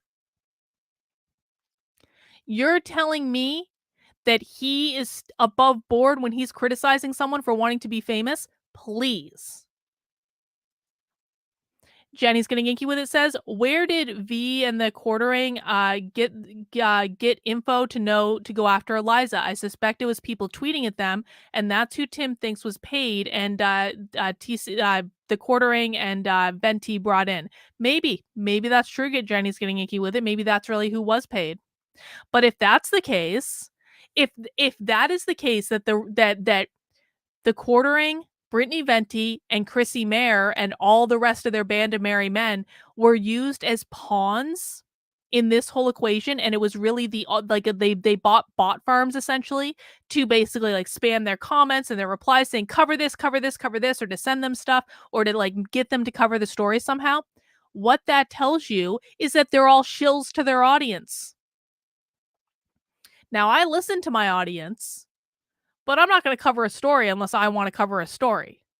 And my audience actually knows that pretty well, and they usually leave me alone to cover what I want. Sometimes they ask me to cover stuff, and that's fine. But like people like the quartering, Chrissie Mayr, Brittney Venti, all these other people, they are beholden to their audience, which means you can never trust them to tell you the truth because they are never going to say something their audience does not want to hear. There, I know what it's like to want it, but why do you want it? Because the people that follow you will follow you because of the why. And if you have grifters following you, it's not going to be a good life. Let's read this one from Quan Shin. Singaporean here. Stop saying the police will come after you for not flushing like you did in your member section. That's not even remotely a real thing. Ask Surge. Love your shows, even though there are some things I disagree with. Appreciate it. What do you say? That's a good I've count. never heard that before, but the flushing into toilet saying no. But it is. They yeah, all he's take right. drugs It's during the meant to be status. They there might to not stop drugs. you from I don't know, doing weird things. But stuff. if you go and walk around No, MRT, no, you'll see no, there's no. This is not what gum being on the drugs side- looks the like. bottom of the Jeremy ground. looks You like go he's get, more on Chinese drugs bag, than Tim yeah, does. It's just not a thing because people realize you can I get would- punished for it. I was told by local Singaporeans. Agent, thank you. That. Agent 6. Yeah, that may be part of it. They may be saying like, yeah. The reason no one cares what about they're this trying to say to BS you is is there are more don't play important games. issues going Don't on than push your your BS luck. Twitter They said- drama. You guys are Come on. wasting They airtime. said if you finish That could eating be. at like a restaurant and leave your tray, right?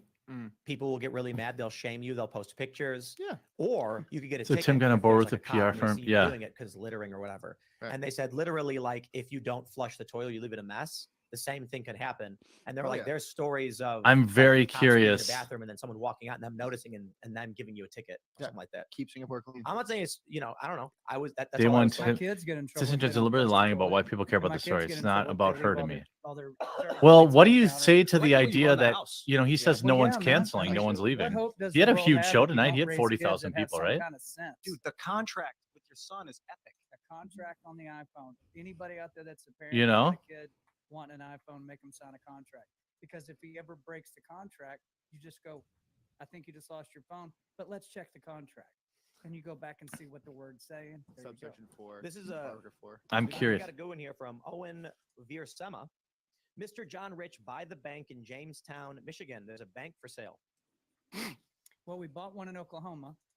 We call it Old Glory. By the Bank. way, no, I hope John Old Rich Glory isn't Bank catching any got strays. I don't know who he this is. bank. It's Ben Carson, Larry Elder. No myself, disrespect. A bunch of big Seems, institutional what, a bankers singer or and something? patriots that stepped away from the Country singer. banks out there across this country. And the whole premise of the bank is you will never be canceled for exercising your constitutional rights.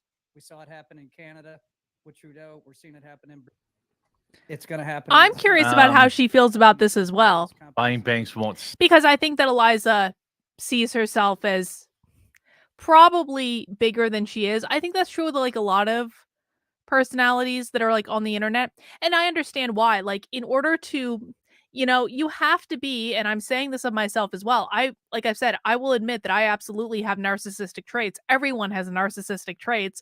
I'm an empath, so I tend to have some that come out strongly when I'm not being my most empathic. But so I'm not saying this is a bad thing because again, I don't really believe in good or bad, but like it is very easy when you're in a position of needing to talk and express your opinion on the internet that you kind of have to see yourself as having an opinion that's worth listening to. That just makes sense. If you don't think that your words or your thoughts are valuable, you're not going to sit in front of a camera and talk on the internet. And so you kind of have to be a little bit narcissistic to be a personality on the internet. And she really goes above board and she likes that sort of thing. And so, I bet she's probably pretty hurt at Tim calling her that, if I'm honest.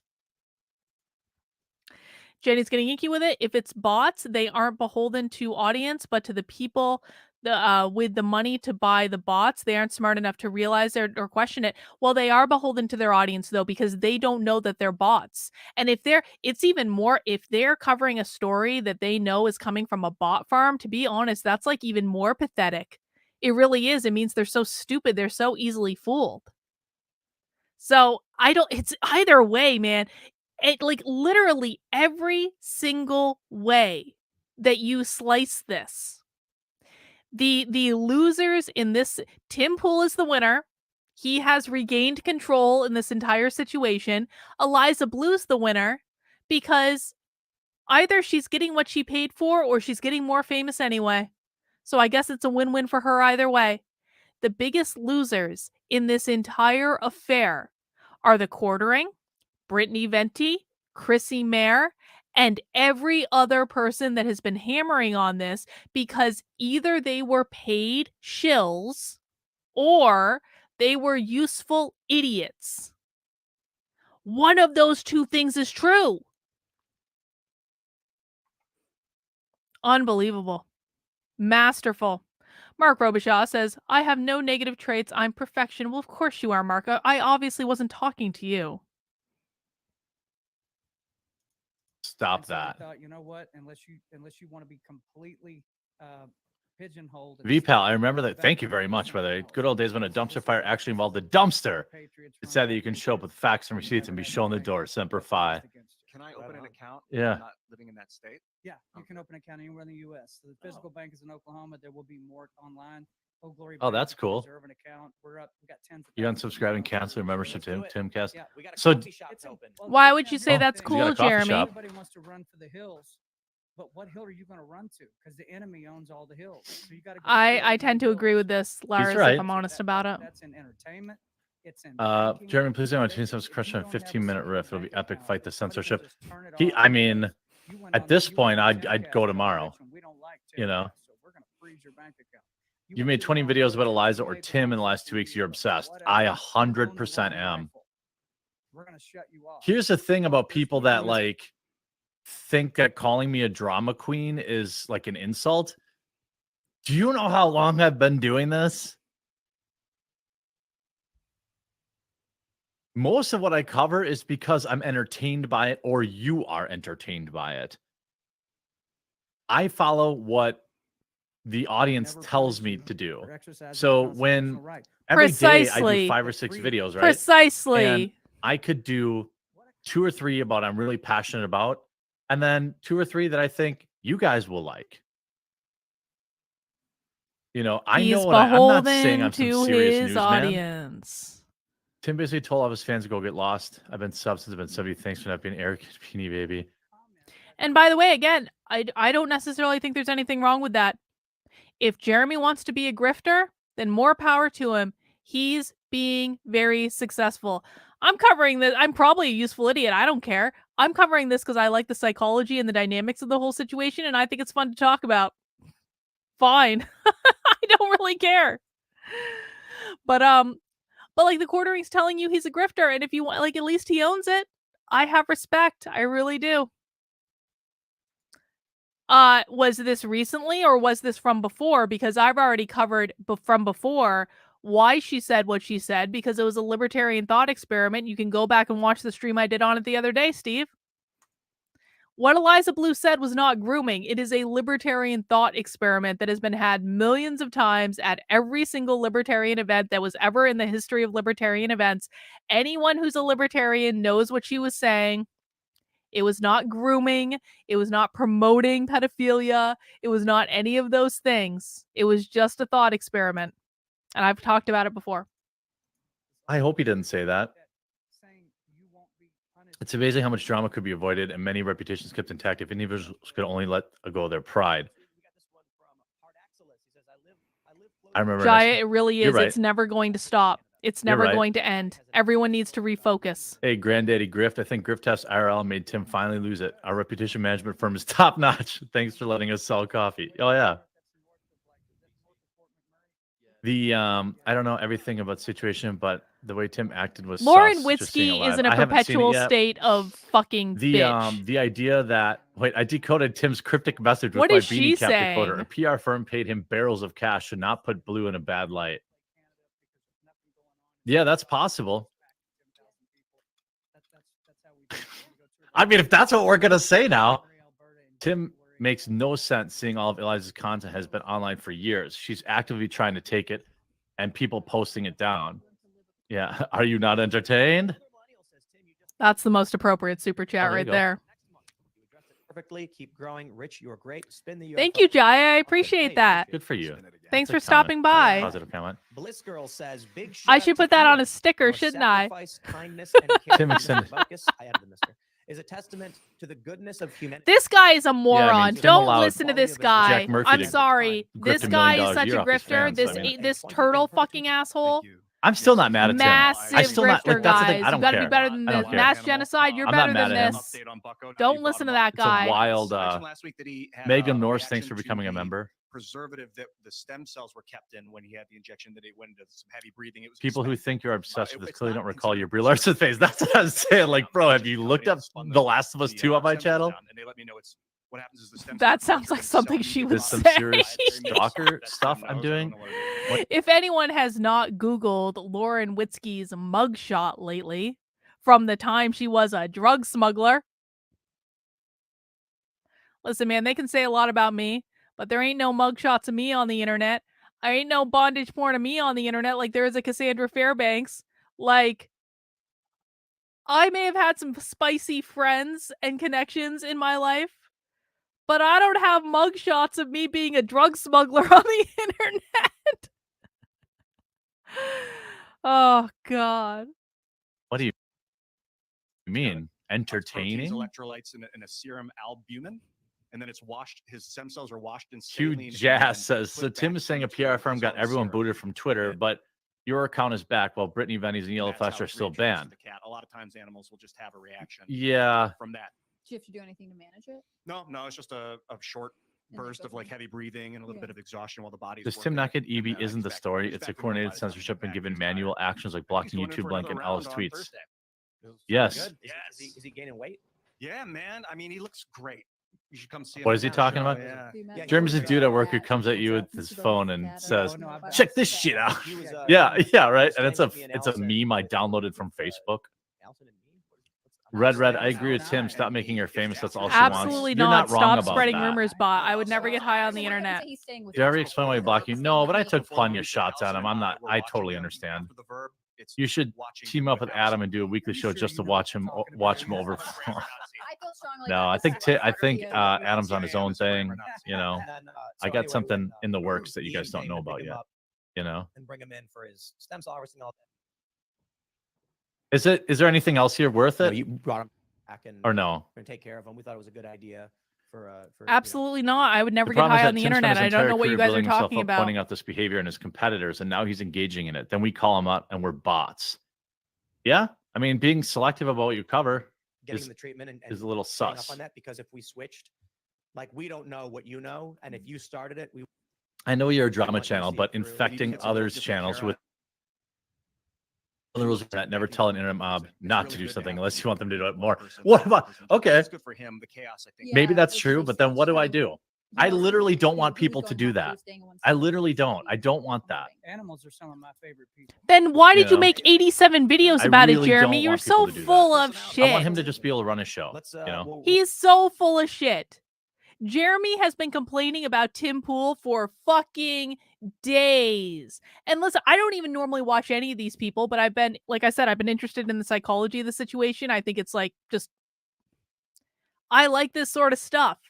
And so, but like, I've actually been paying attention. Jeremy has been shitting on Tim Pool for days and days and days and days.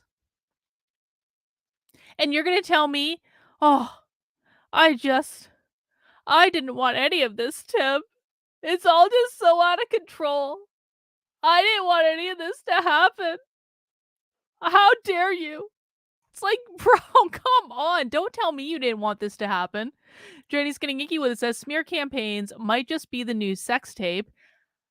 Sometimes the new sex tape is a smear campaign. Unfortunately, legit smears will now be seen as a publicity stunt.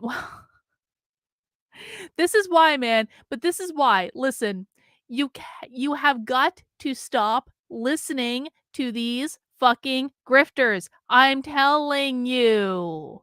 I know I'm being unserious right now, but we actually do serious shit on my channel most of the time. Sometimes we take a little break. But most of the people on the internet are inauthentic shill grifters. And the only reason that it matters that this is a publicity stunt is people are not thinking for themselves. Look at the full breadth of evidence you have in front of you about who these people are. And I'm not saying this to you personally, Jenny. I'm just saying in general. You have to look at who these people are and judge, are they trustworthy sources of information? And then go and actually look at the information for yourself. Don't listen to anyone's opinion about it.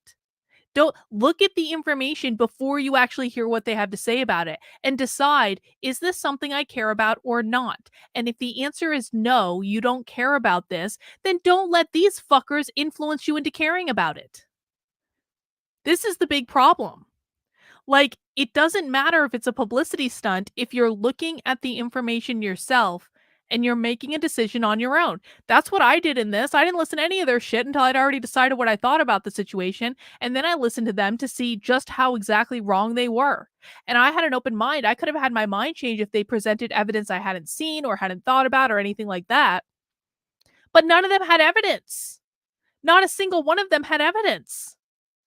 And so do I think Eliza Bleu is perfect? Not by any means, but these idiots have just been running with smears that are twisted out of context. We'll read 2 more here. Okay. Long time listener, first time caller. Dylan Selking says, Tim will never read my super chats.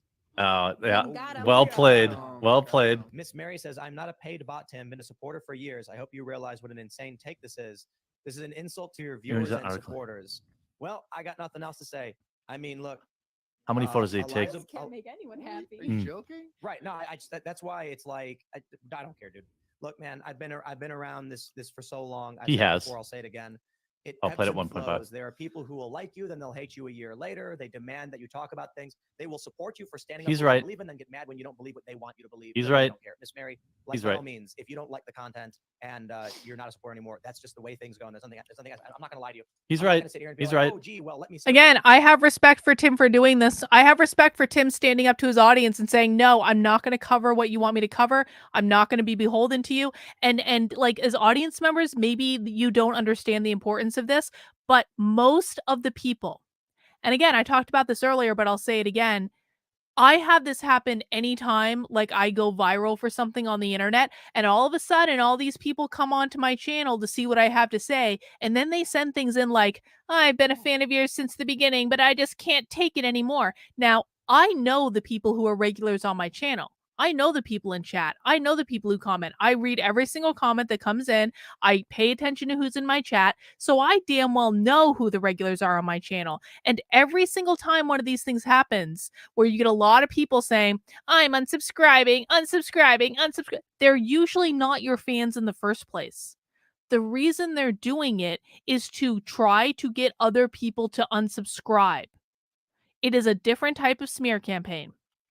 And so I have mad respect because because the real audience members usually don't understand this, and I can understand why you might not understand it.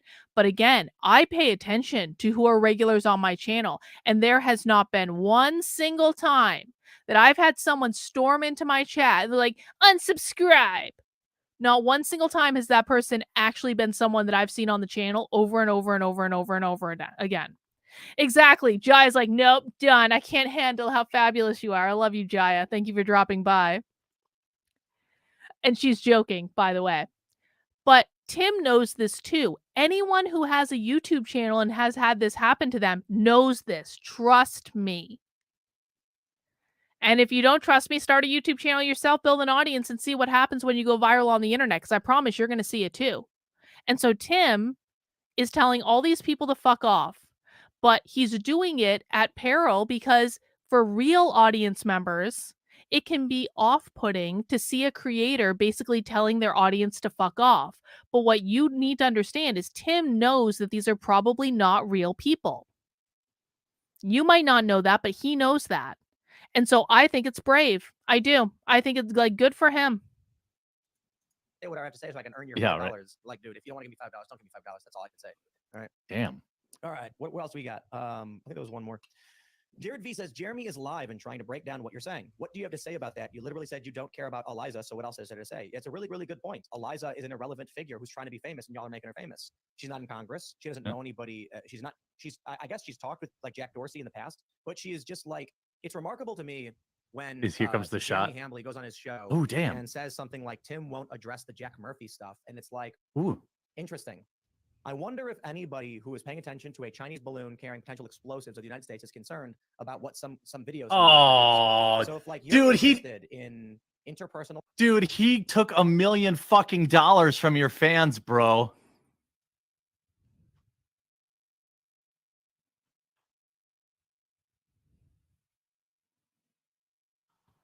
Exactly.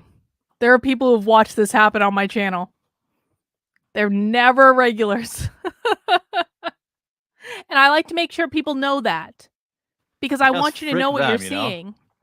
It's not real. Hold on, let me finish. I'm sure this is over, right? Drama and e-girl celebrity stuff, Timcast is not the channel E-girl for you. celebrity. And if that's the case, and then I don't want your money. Like, dude, it's remarkable that people are like, Tim, if you don't address e-girl drama, I'm going to cancel. I'm like, okay. He called me an e-girl. I don't know. You know what we're going to do this week?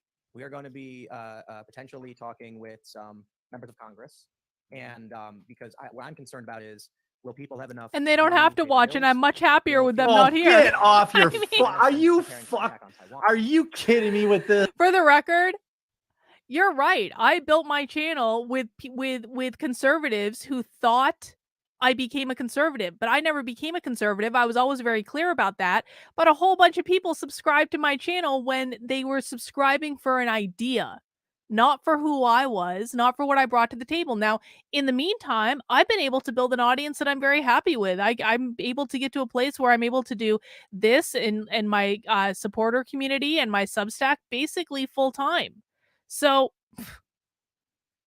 like, are the views less than they used to be? Yes. Because people finally started actually listening to me and not to this story that was told about me on conservative media. And I think it's great. I'm like, it feels so much better. I can't even tell you.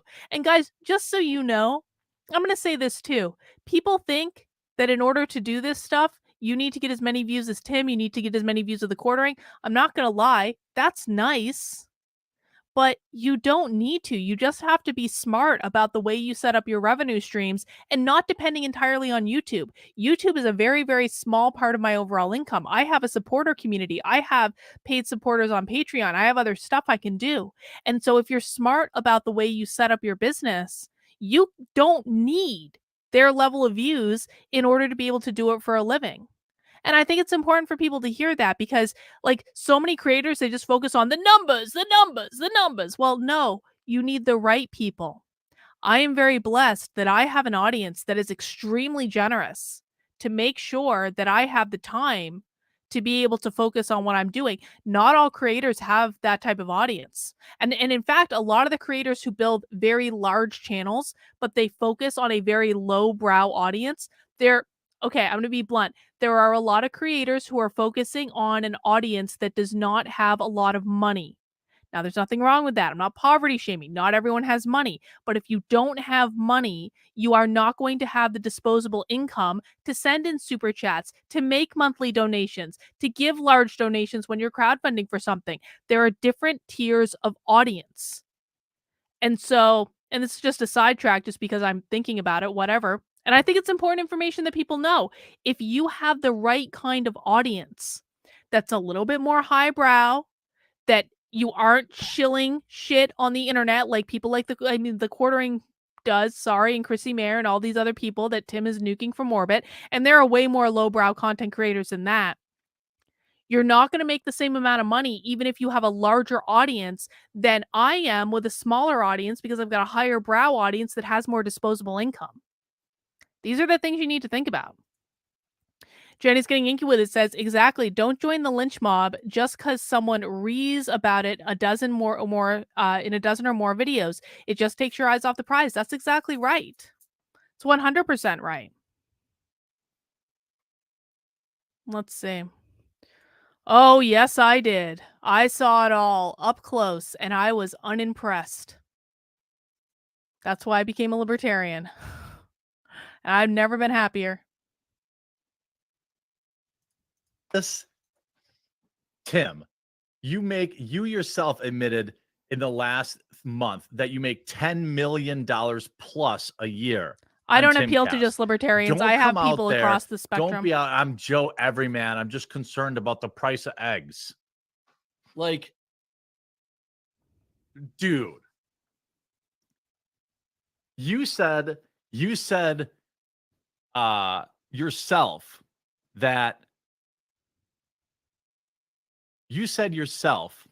that you're making $500K a month minimum on just Timcast memberships. Plus, we can do the math on YouTube, right? You're a multi-millionaire being like, meh, $3 million eggs, a month. You know what? I think this is smart. I think this is Tim just excising a section of his audience that he doesn't want anymore. And that's okay. Well, I'm glad you stuck around, Emily. Like, you know, that's fine. I'm not even mad about it. It's hilarious. I just don't get it. You're probably right.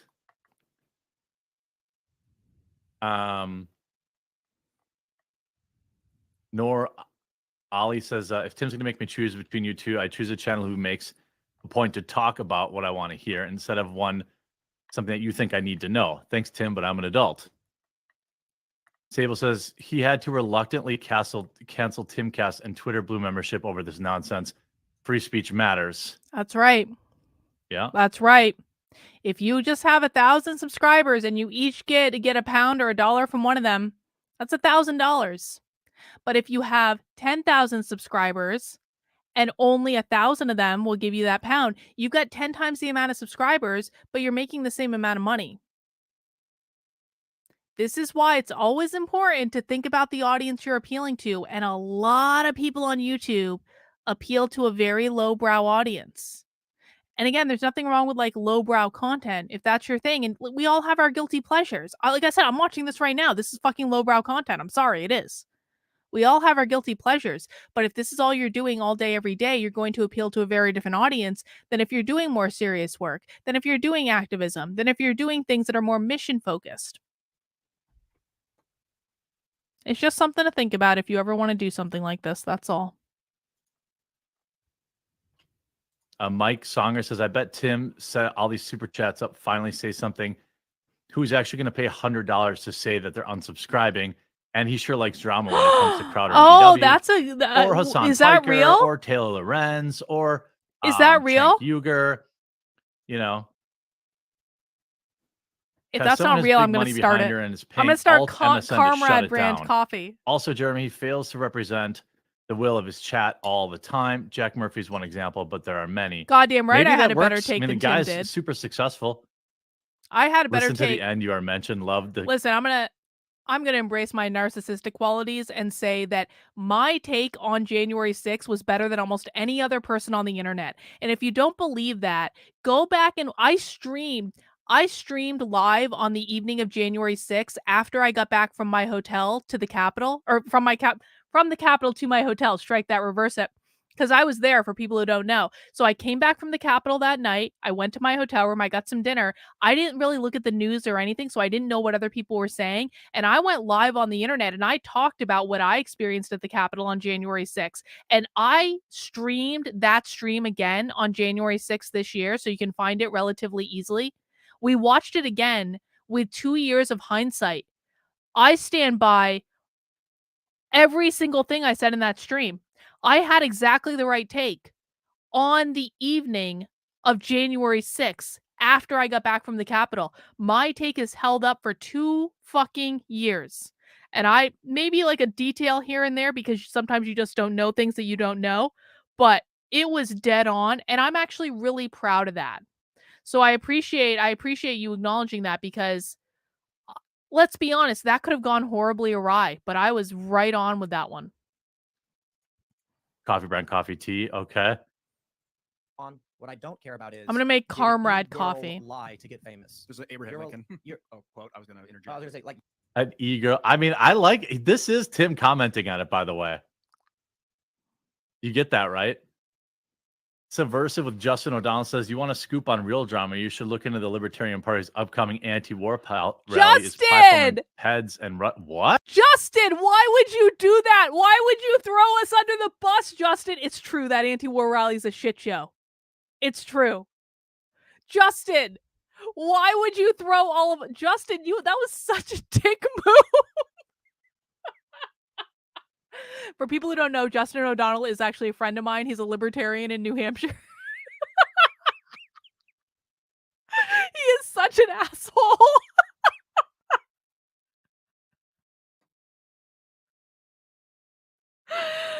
All right, fine, whatever. It's with that kind of night. What? The libertarians, man, they just can't would get be it like, together. Breaking news: Justin Hard O'Donnell Brock Live, threw thank the you for LP ignoring under the the self-righteous bus on piss the ants in the corner chat. screen. This is all so much fun.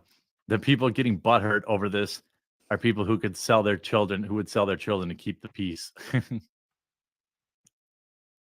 This is why Crowder mentioned why you see narratives crafted away from popular opinions. Yes, right. Watch it. Chat will think you're talking straight profit when we know that's not true. Yeah. Ian has a message for you at the end. Oh, nice. Okay, great. Are you guys trolling me? You want to turn Timcast into Timwire? Hey, they make a lot of money, you know, no disrespect. You know, I think that that's okay.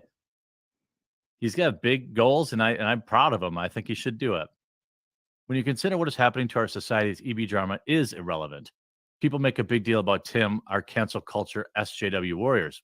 That could be true. T. Didymus says, Tim and company still do great work. Big agree.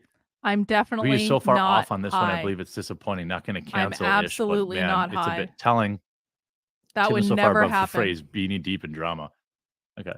You're allowed to care about that. That's fine. But don't be surprised that I don't and don't care about it and don't want to talk about it. Thanks, That's DJ The Zeno. quote that Appreciate I you. imagine everyone knows, so I didn't bring it up, but I guess they don't, is that you can please some of the people all of the time and all of the people some of the time, but you can't please all of the people all the time. That's And right. then he freed the slaves. People He said he wouldn't have. Well, that's my, All right, everybody, that's my story. If you haven't already, would you kindly smash that like button, subscribe to the channel, share Yeah, smash it. the show if you really do like it, become a member at timcast.com because apparently there's a whole bunch of Let's see, got a super chat coming in. Oh, hang on. Redacted. What a great name. Tim talked even more crap behind a paywall. YouTube.b. Is that the paywall content? Hang on, let me see if I can make redacted. What a fucking hero you are. Can I actually access this?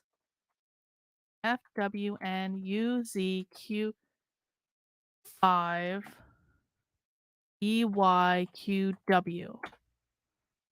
No, I can't access this. Oh, well. If anyone wants to download the paywall content, that'd be pretty great. people who would prefer that we talked about e-drama instead of everything we talked about. Oh, If, perfectly done, Tim. you're sad that those people no longer support us, then you can support us directly. Oh, If it's you so think good. We're better off talking about So good. ideas, political issues, cultural concepts, and big cultural forces, and you think that is something that is worth supporting, then go to timcast.com and support our work there. We're gonna have a members-only show coming up talking about some of these cultural issues. It'll be up in about an hour. You can follow the show at timcastirl basically everywhere. I got some new too. Apparently, we're starting to kill it on Facebook. Ooh. I never cared about Facebook, but It's Zuckerberg Wait, in. wait. Yeah. I got it. Again. yeah, Mark, we've been posting everything. I got it to work, Redacted. That's your channel. Okay, Redacted. I got it to work. Thank you. I got it. Thank you for your service, Redacted. Okay, hang on. Let's finish this up. He's basically ignored it, and actually, it's like really big now. We're getting a ton of traffic, and I'm really surprised to see like millions and millions. And so I'm kind of like, okay, maybe we should have used Facebook from the get-go. So thank you, everybody watching. on That's Facebook. cool. We're Good. on MySpace now. Yeah, MySpace. You can follow me personally at Timcast. John, do you want to shout anything out? Redneck Riviera, baby. My whiskey's doing great. 10,000 plus stores. RedneckRiviera.com. We've now given over That's $1 million good. back to the Folds of Honor. Anybody out there that's active. This guy seems all right. Thank you for your service. Without you guys and gals, we don't get to have. Did shows she like this. We don't really? have anything. Matter of fact, so God bless each and every one of you. And thanks for having me back on your show, brother. I appreciate it. Right on. I'm Hannah Claire Brimlow. I'm a writer for timcast.com. You should Who? follow at Timcast News on Twitter, and you should also follow at Timcast News on Instagram. You can follow me personally at Instagram. I can't remember anything right now. At my, I'm so sorry. Can I be?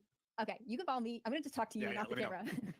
You can follow me on Instagram. I got it Hannah Claire redacted. Duffy. Thank you. I You got can it follow me pulled on up. Twitter. We're gonna watch it when I was they thinking wrap about what I up. was gonna I just say, want to, maybe and that's then why we'll you're maybe. distracted. Well, Yeah. Looking at you, but not thinking about. it's probably I feel 2 like my a.m. intros So are not long maybe. enough, and I'm not prepared to make my outros long. Hang enough. on. Yes. That one was great. You know what? John, always They're just signing off. I don't need to watch that. All right, let's watch what Redacted just sent us. Thank you for your service, Redacted. And this is like the member show. It's like 16 minutes long. All right, let's see what happened. Play a song called "I'm Offended." Yeah. We're recording. I think Am we I singing are. it now? No. We're rolling. We're good. Damn, that sounds good. Sounds good. Eliza Blue. What? You're gonna get What? famous, and you will too. Eliza Blue.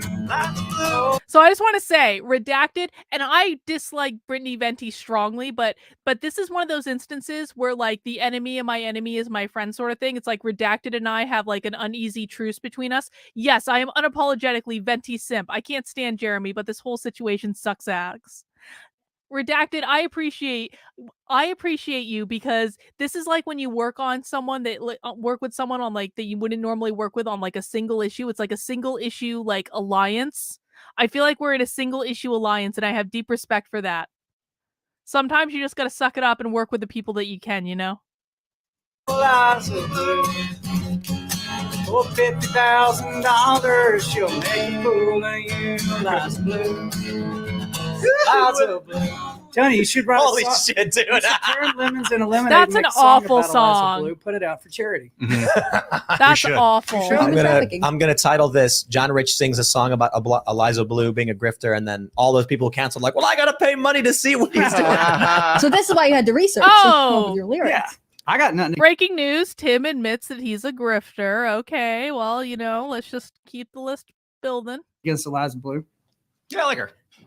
I honestly just look, man. We booked her on the show twice, and people are like, "Why would you book a grifter?" I'm like, "We've had a lot. We had the Krasensteins on this show, Like, dude. Come on." Anytime Who's- you have a politician on the show, you damn near booking a grift. That's Well, right. yeah, wasn't it Hotep Jesus who like runs the grifties? He was like, "You are the king of promoting grifting." Like, Yeah, right. Why is she upside down? to grift off of What you. the You fuck are like happened? the patron saint of grifting. Hotep He's Jesus is so hilarious. man. funny. Yeah, that was fun. But yeah, even on that show, we talked about Eliza, and he mentioned she's going to win the grift, and we all laughed. And Alex Stein beat her. Oh, he did. He Yeah, is Alex the Stein won. grifter of Can't beat grifting Alex universe. That's right, that's right. You can't be Alex Stein. Is he grifter? Yeah. Yeah, and he I very grift. proudly declared his victory and said, "I'm coming again for the title next year." So Good But for him. That's he's the way more you play so it. just a cultural comedian. He's I funny. don't think he's a grifter. I think he's legitimately bringing up interesting points and being funny about it. but I think being called a grifter like just feeds the character he's made for himself, right? Yeah. Like You know, his mother. She's died smart. during COVID. Tim's gonna fire her Oh, at some wow. point when he Lockdowns realizes and how all that, smart and she that is. Tore him up bad. Yeah. He saw that and realized what had been placed on the country and how they dealt with all that, and that's when he came out. And said, Hey, "You know what, listen, I'm watching it on your channel, Redacted. Ain't nothing Tim can do. start swinging at him, but did it with comedy. I think I think there's more to the guy than just being crazy He's on a mic. brilliant. I think like him. you know, just to lightly mention the Eliza Bleu stuff. I think she's a grifter. Like, she says she wants to be famous. She clearly wants to be famous. Mhm. And she's found that being an advocate against trafficking is a path towards being famous. So I'm kind of like, Listen, on my channel, we do spy stream where I will go into live woke trainings and infiltrate them and stream them on the internet to show you guys what the insanity of the woke left is when they think you're not listening. I do this shit all the time. Now we've Tim, welcome to Spy Stream, Tim. This is Spy Stream Tim edition. We've infiltrated Timception, exactly. Spy Stream is endorsed by progressive newspapers as scaring progressives away from attending these woke bullshit trainings. It really is. I don't know what we're doing tonight, but fine. look, man, she's not that famous. I don't really care that much. She's not going to change policy. She's not going to have a big impact. There's no reason to give people like this attention. But if she's advocating against child porn and human trafficking, it's like, okay, well, you know, whatever. Maybe she should get famous if she's pushing for that. I mean, you don't have to like her, I but mean, you know, Yeah. you know, The message think- is strong. I think you can't get. I mean, you can be mad at whatever you want, but like being mad at her for wanting to be famous, like being mad at all the teenage. I think it's pretty ballsy of Tim to say Elijah's never going to make a difference. Eliza very provably did make a difference, because one of the very first things that Elon Musk did when he came into Twitter was clean up all of the child porn and trafficking bullshit. That was one of his very first acts. For Tim to sit there with a straight face and really say Eliza Bleu has made zero difference is provably wrong. Provably, she has made a difference. And who the fuck is he to say who can and cannot make a difference? Who the fuck does he think he is? Does Tim Pool really believe that Tim Pool is the only person in the world that can work hard and show up and make a difference? I mean, he probably does, again, because he's a narcissist. He believes no one else can do what he did. That's one of the most insulting things I've heard so far in this whole stream. Exactly. Tim always talks about starting your small community, and then if someone like is starting by themselves and actually trying to do something, he's like, that loser's never going to make a difference. They're never going to influence anything. What the fuck is wrong with him? Girls who want to grow up and be influencers, right? Like the desire for fame and having an individual platform is very common. And I think before that, being famous in a, on stage or performing or touring, whatever, was also common. But now you can be famous from your living room, having never left your house, you know? The reason why I think it's Right. I'll tell you this. I know it's an op. There may be a lot of people who are tricked by it and that they think it's a genuine cultural movement, but like there's literally no reason to be this angry over a low tier personality who's just trying to be famous. That's what threw me at first. I was like, people were bringing up all this stuff about her. I'm like, you've researched this girl this much from like her MySpace days? It's like more than Trump derangement syndrome. Yeah, it's like crazy. People got mad at Trump. Oh, like, is he the levels really? of hate and I'm gonna look it up. Yeah. This Thank is, you, it's an Redacted. op. The goal is to get a mob riled up, talk about it, make her famous. Mm-hmm. I take a little different approach. I think what Jeremy is basically the ringleader of the drama because he got banned on Twitter and feels like it was unjust. That's part of the op, bro. Right. He's being manipulated in a sense. He also has said on his Twitter openly, like, don't rag on Tim. Like, Tim's my friend. Like, you guys are crazy. He'll say that. I don't follow him at all. He keeps coming up in my. He's not my friend. I can't figure out. And then he'll be like, "Well, Tim didn't do this thing I wanted." Like it's Yeah, just like I don't want to interact with this person. And here's what he did. And this is why all of his fans are mad. We booked him twice. He canceled on us twice. The second time he canceled on us at the exact last minute, and we didn't know, and we had to find someone else. Fortunately, we had Matt Strickland on, and he was great. And then that night he was supposed to be on, he went on a different show and criticized me for not talking about it. Justin, why would you do that? Why would you throw us all under the bus, Justin? The quartering didn't need that information. Sometimes you need to like sweep the dirt under the rug, Justin.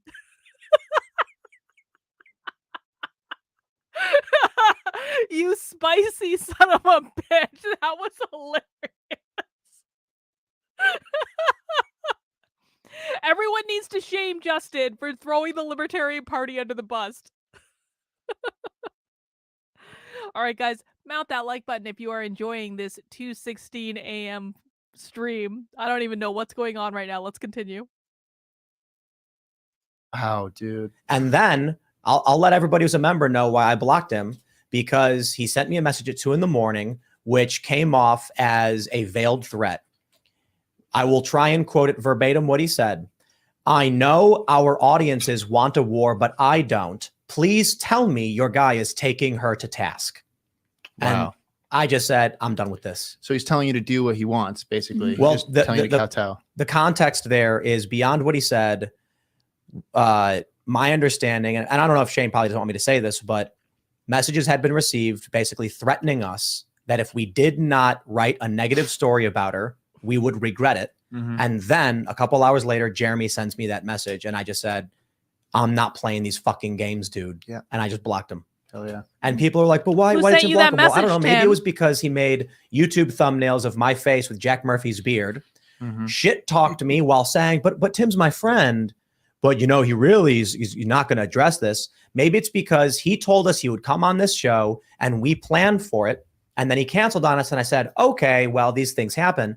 That night, while we were live, he went on a different show and said, Tim Pool I'll give him one more day to talk about I thought he was this. scared of traveling.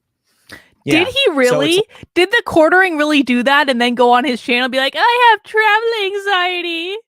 Did he really? Wow. like, don't cancel on me and then get mad at me that I didn't talk about it the night you were supposed to be here to talk about it. Mm-hmm. And then don't message me saying, look, he said, these people got to understand.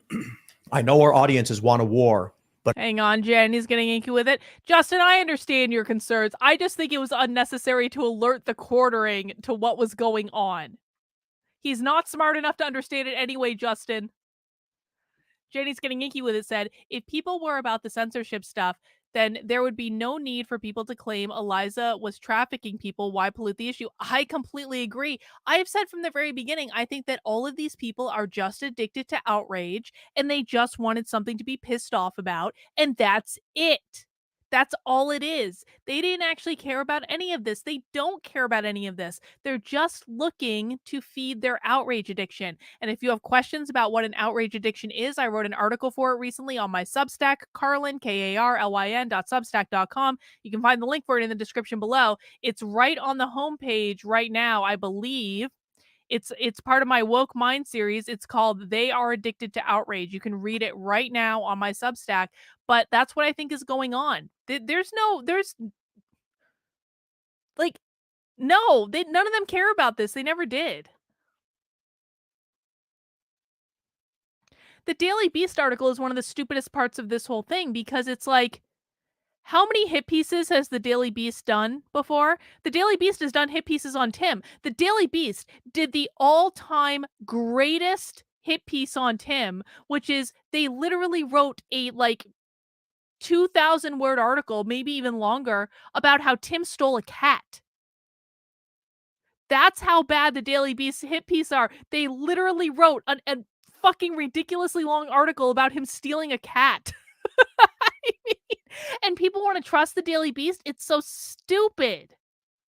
Exactly. Like, I know you agree with me, but it's just like, this is one of the things I don't understand about this whole thing. You've seen the Daily Beast do hit piece after hit piece after hit piece after hit piece after hit piece, but when it comes to Eliza Bleu, it must be perfect. It must be legit. There's no way it can be bullshit. But I don't. Please tell me your guy is taking her to task. It's about as close to verbatim as I can get. My audience wants a war. My audience doesn't care about this e-girl stuff. No, it's Jeremy who won't stop saying my name and using my name to make videos and to get attention. He's right. He does this thing where, Tim like, if is something correct. minor happens to me, he'll make a headline like that's outrageously nonsensical. Like, I'll do a kickflip and he'll write, Tim Pool does the craziest record-breaking trick ever done. You know, it's things like that. And I'm just like, I'm done playing these games, dude. Oh, come on, Tim. Once and for all. Tim, come on. Don't act like you're above a clickbait headline. I was on board with that entire thing about Jeremy being a clickbait artist. He's always been a clickbait artist. He's been a major pain in the ass throughout this entire thing. He didn't know when to say when. He didn't know when to fucking stop. But then Tim wants to pretend that he doesn't do clickbait headlines. Tim, have you seen your own fucking channel? You do this shit too. Okay, he doesn't do it as bad as Jeremy. He doesn't. But don't pretend you don't do clickbait, bro. Come on. Oh, it's real simple. Block Cage him. match. Yeah, I was gonna say have a duel. On Creator Cast. Clash Cage 2 match. is coming up. It's you I and just- Jeremy handily, that's it. dude. Does this happen just in the block him. whiskey business? Would you box him? Absolutely. Nope. Yeah. Yeah, we don't fight on Twitter direct messages. We meet in the parking lot and handle this like country boys. Good old boys. Yeah. Well, let's do it, I right? gotta be honest. I told everybody, I was like, I blocked him because I don't want to be involved. I'm not going to talk about it. I'm done doing this. And, you know, I couldn't help it. Here I am. I don't want to associate Jeremy with Eliza or Jack Murphy or you. Like, you guys are all so different. And Why was Jeremy so obsessed with Jack Murphy? I don't know. I think he felt personally wronged because he probably believed Jack was like the alpha male, and then Jack, the way he handled the exposure of the I past don't know porn about- stuff was like, felt like a less than alpha response. And Jeremy was like, I had faith in this guy, and this guy even got I don't know. through past me. I'll just tell you, I like, think. I don't know. the Yes. amount of hatred. Hang and on. attack- This is a great point. Bunny girl. Yes. Tim has, how many fucking headlines has Tim made saying Civil War, Civil War, Civil, and you're telling me that you don't do clickbait headlines? All right. Okay. Sure. You know, one of the things that narcissists do is they revise history. They basically will go back and rewrite history, sometimes even in their own heads, to make it seem like they never do anything wrong. They make it seem like they're above board. Tim would never do clickbait headlines. That would never happen. Never. He is a serious journalist. He would never engage with the low-level drama riffraff like Jeremy. He would, come on. acts that came against Jack Murphy were at a higher degree than anyone ever went after Trump. And so that to me was just like, what the fuck, dude? Like Jack Murphy, like was just some dude who was on the show. Out It was of only like Fridays? no, it was every other Wednesday for like Yeah, 7 months. It was not a lot. Yeah. He was on the show 17 times, I believe. And then Jeremy goes on a show when he was supposed to be on our show to smack talk us and then claims he's my friend. Then he makes a video with my face with Jack Murphy's beard and continually talks smack and then says he's my friend. And people are like, Tim, why aren't you friends with Jeremy? This guy's not my friend. Did you see this guy's been shitting all over me nonstop and I ignore it. The picture of Jack Murphy's beard as your hat? Did you see that one? Yeah, whatever. Anyway, you're okay, so oh God, I can't believe I'm doing this. I feel like I'm switching allegiance. The only person I will never have allegiance to ever is Chrissie Mayr. But I'm going back to allegiance to the quartering now because to the quarter, like, God, I think this is an instance of like Jeremy and Tim having completely different communication styles and they're going like this. Tim is very like anal and detail oriented and probably a little autistic if we're honest. And Jeremy's kind of like this lighthearted guy that's like, just like, he's just joking around. He's having a good time. If you look at a psychological model, and I'm doing a workshop coming up about this in about 10 days. If you look at a psychological model, they are literally polar opposites in regards to their communication style. And that means that Tim is on a completely different wavelength than Jeremy. So even though they might be saying similar words, they mean it in completely different ways. And I say this because I think that Jeremy just like, well, I'm just fucking around, bro. I'm just selling coffee. I'm just making videos. Like, what's the problem? We're all benefiting here. We're all profiting. Whereas Tim, because Tim is a narcissist, Jeremy's not a narcissist. Tim is a narcissist. Tim is getting more and more pissed every single time that Jeremy does one of these fucking videos. And he normally tries to ignore it because he views Jeremy as beneath him. And why would you lower yourself if you are the king of kings? Why would you lower yourself to pander with the riffraff? Why? It makes no sense. So Tim doesn't address it until it just keeps happening and then his audience starts turning against him and then Jeremy's costing him money and he's like, fuck you. So Jeremy didn't think Tim was going to take this personally. Tim did take it personally. And here we are. You were going to play a song called I'm Offended. There's so many song ideas flying around right now in this whole conversation. That's why I'm not saying anything. I'm just going, wow. There's like title after title. Mm-hmm. Jack Murphy, Eliza Bleu. This is an epic song waiting to be written. Maybe you should just write the song, record it, and that's your final thought. You know what I'll do? I'll just play like A, C, D, F, A minor, C, D, F, and I'll just talk. Spoken word. Jeremy Hambley made a video where he was shit-talking me and he claimed he was my friend. Then he told everyone, don't go to Tim's website and cancel your membership. I still think he's my friend. Here's a picture of him with Jack Murphy's beard. Like, oh, okay, dude, real good friend move there. Yeah, I didn't know that he had like been on another program while he was saying he was supposed to be on. I agree. Program. That's really unprofessional. Sure I could be wrong, but to say I've got travel anxiety. Okay, listen, man, I understand travel anxiety is a real thing, but it's not like you'd spend a couple hours on a plane, dude. You would survive, and to go on someone else's show on the same night, I agree. I think everyone is wrong, but everyone is right at the. No, Tim is more right than Jeremy on this one, but. Whatever. It was stupid of him. Pretty sure the day he was supposed to be here, he did a show with like, I think Chrissie Mayr and like Brittney Venti. And he was like, I'm going to give Tim till tomorrow to talk about it. But like, he wouldn't talk about Jack Murphy either. And all he had to do was say, I'm sorry, this guy was grip. Wait, so that night Jeremy went on with Brittney Venti and Chrissie Mayr? That's even more insulting. So the quartering canceled on Tim. Not probably because of travel anxiety, because he could have put on his big boy pants and gotten on a plane. The quartering canceled on Tim because he was probably upset that Tim wasn't covering this story. And then instead of going on with Tim, he went on with Brittney Venti and Chrissie Mayr to bitch and complain about this story. That's more underhanded than I originally thought. All right. Drifting off my show. He was on every week. And it's just like, Jeremy's just lying. Like Jack Murphy was on 17 out of 400 episodes. He was a recurring guest that was here periodically. It was over the span of a few months. We had him every other Wednesday. That was it. Yeah. And I'll be honest, the reason why Jack Murphy doesn't come on the show anymore is because I personally felt the way he handled the situation with Eliza and Sydney was extremely inappropriate. You said Eliza and Sydney. Elijah? Elijah. It's See, happening. Tim does the same It's thing I've The been doing. confluence is beginning. Well, their name, actually, I was talking to someone, I mentioned Elijah Schaefer, and they were like, Eliza? And I'm like, no, No, I can't Elijah. escape it. I can't escape. The way he handled that with Elijah and Sydney, like I basically was talking to both of them and I was like, guys, like this is not worth the drama.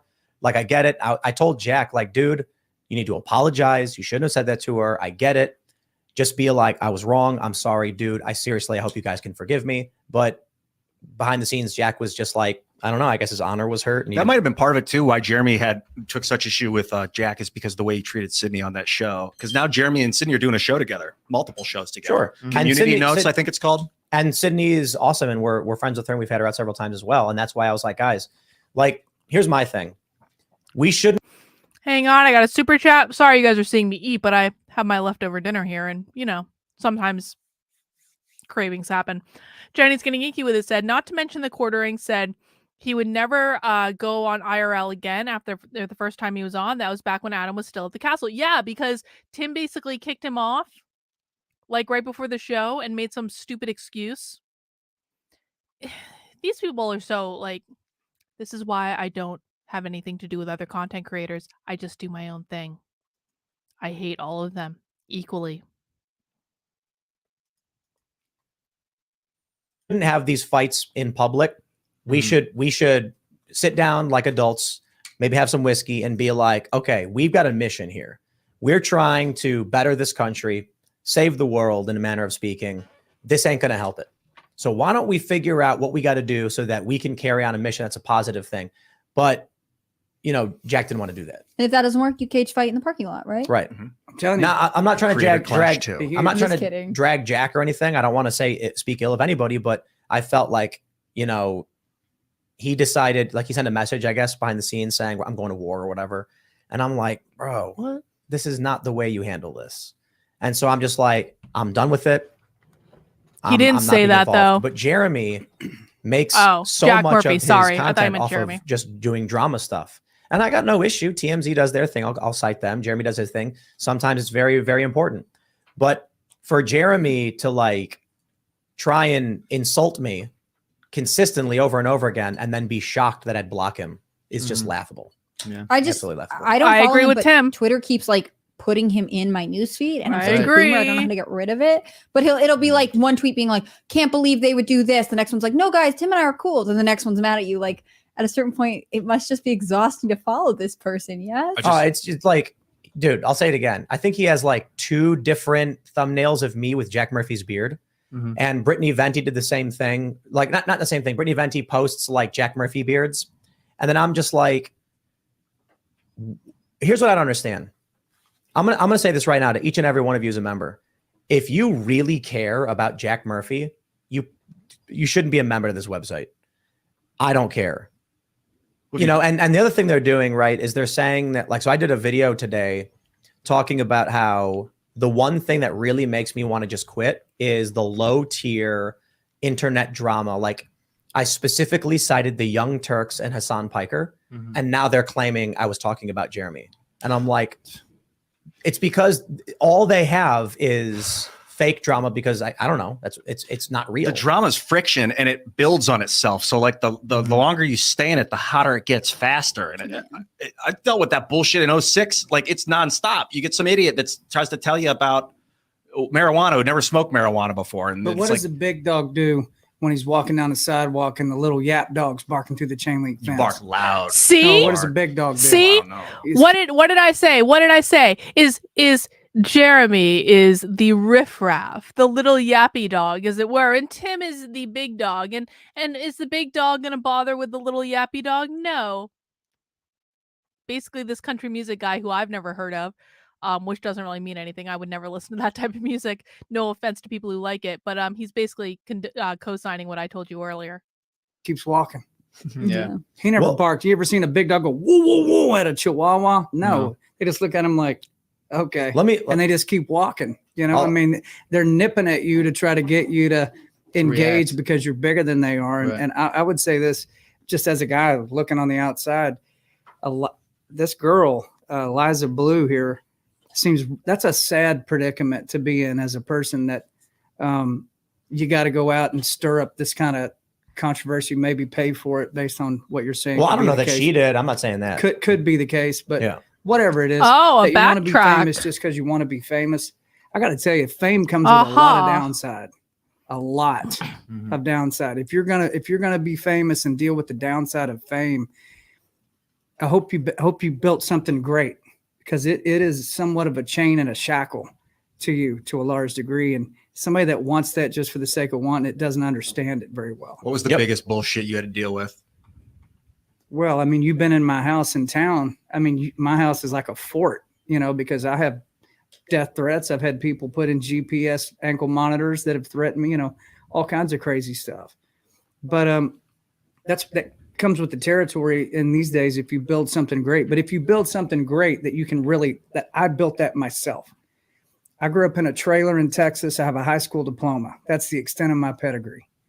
All right. And you've been to my house, and I don't owe any money on the house. I've only been to the I have top no 3 debt. floors. I have no debt. What a weird. I built some good stuff, but I've taken blank sheets of paper and I've turned them into things that have done well. I've got to build those things. Inspired. The boss gave me the inspiration. I did it. So I get to hang on to that regardless if whatever happens in my life, I go, you know what? It was nothing, and now it's something, and now my kids get to take that and build on top of that. I got pride and integrity with that. But somebody that says and fame came because of that. I want to be famous, so I'm going to turn this blank sheet of paper into a song.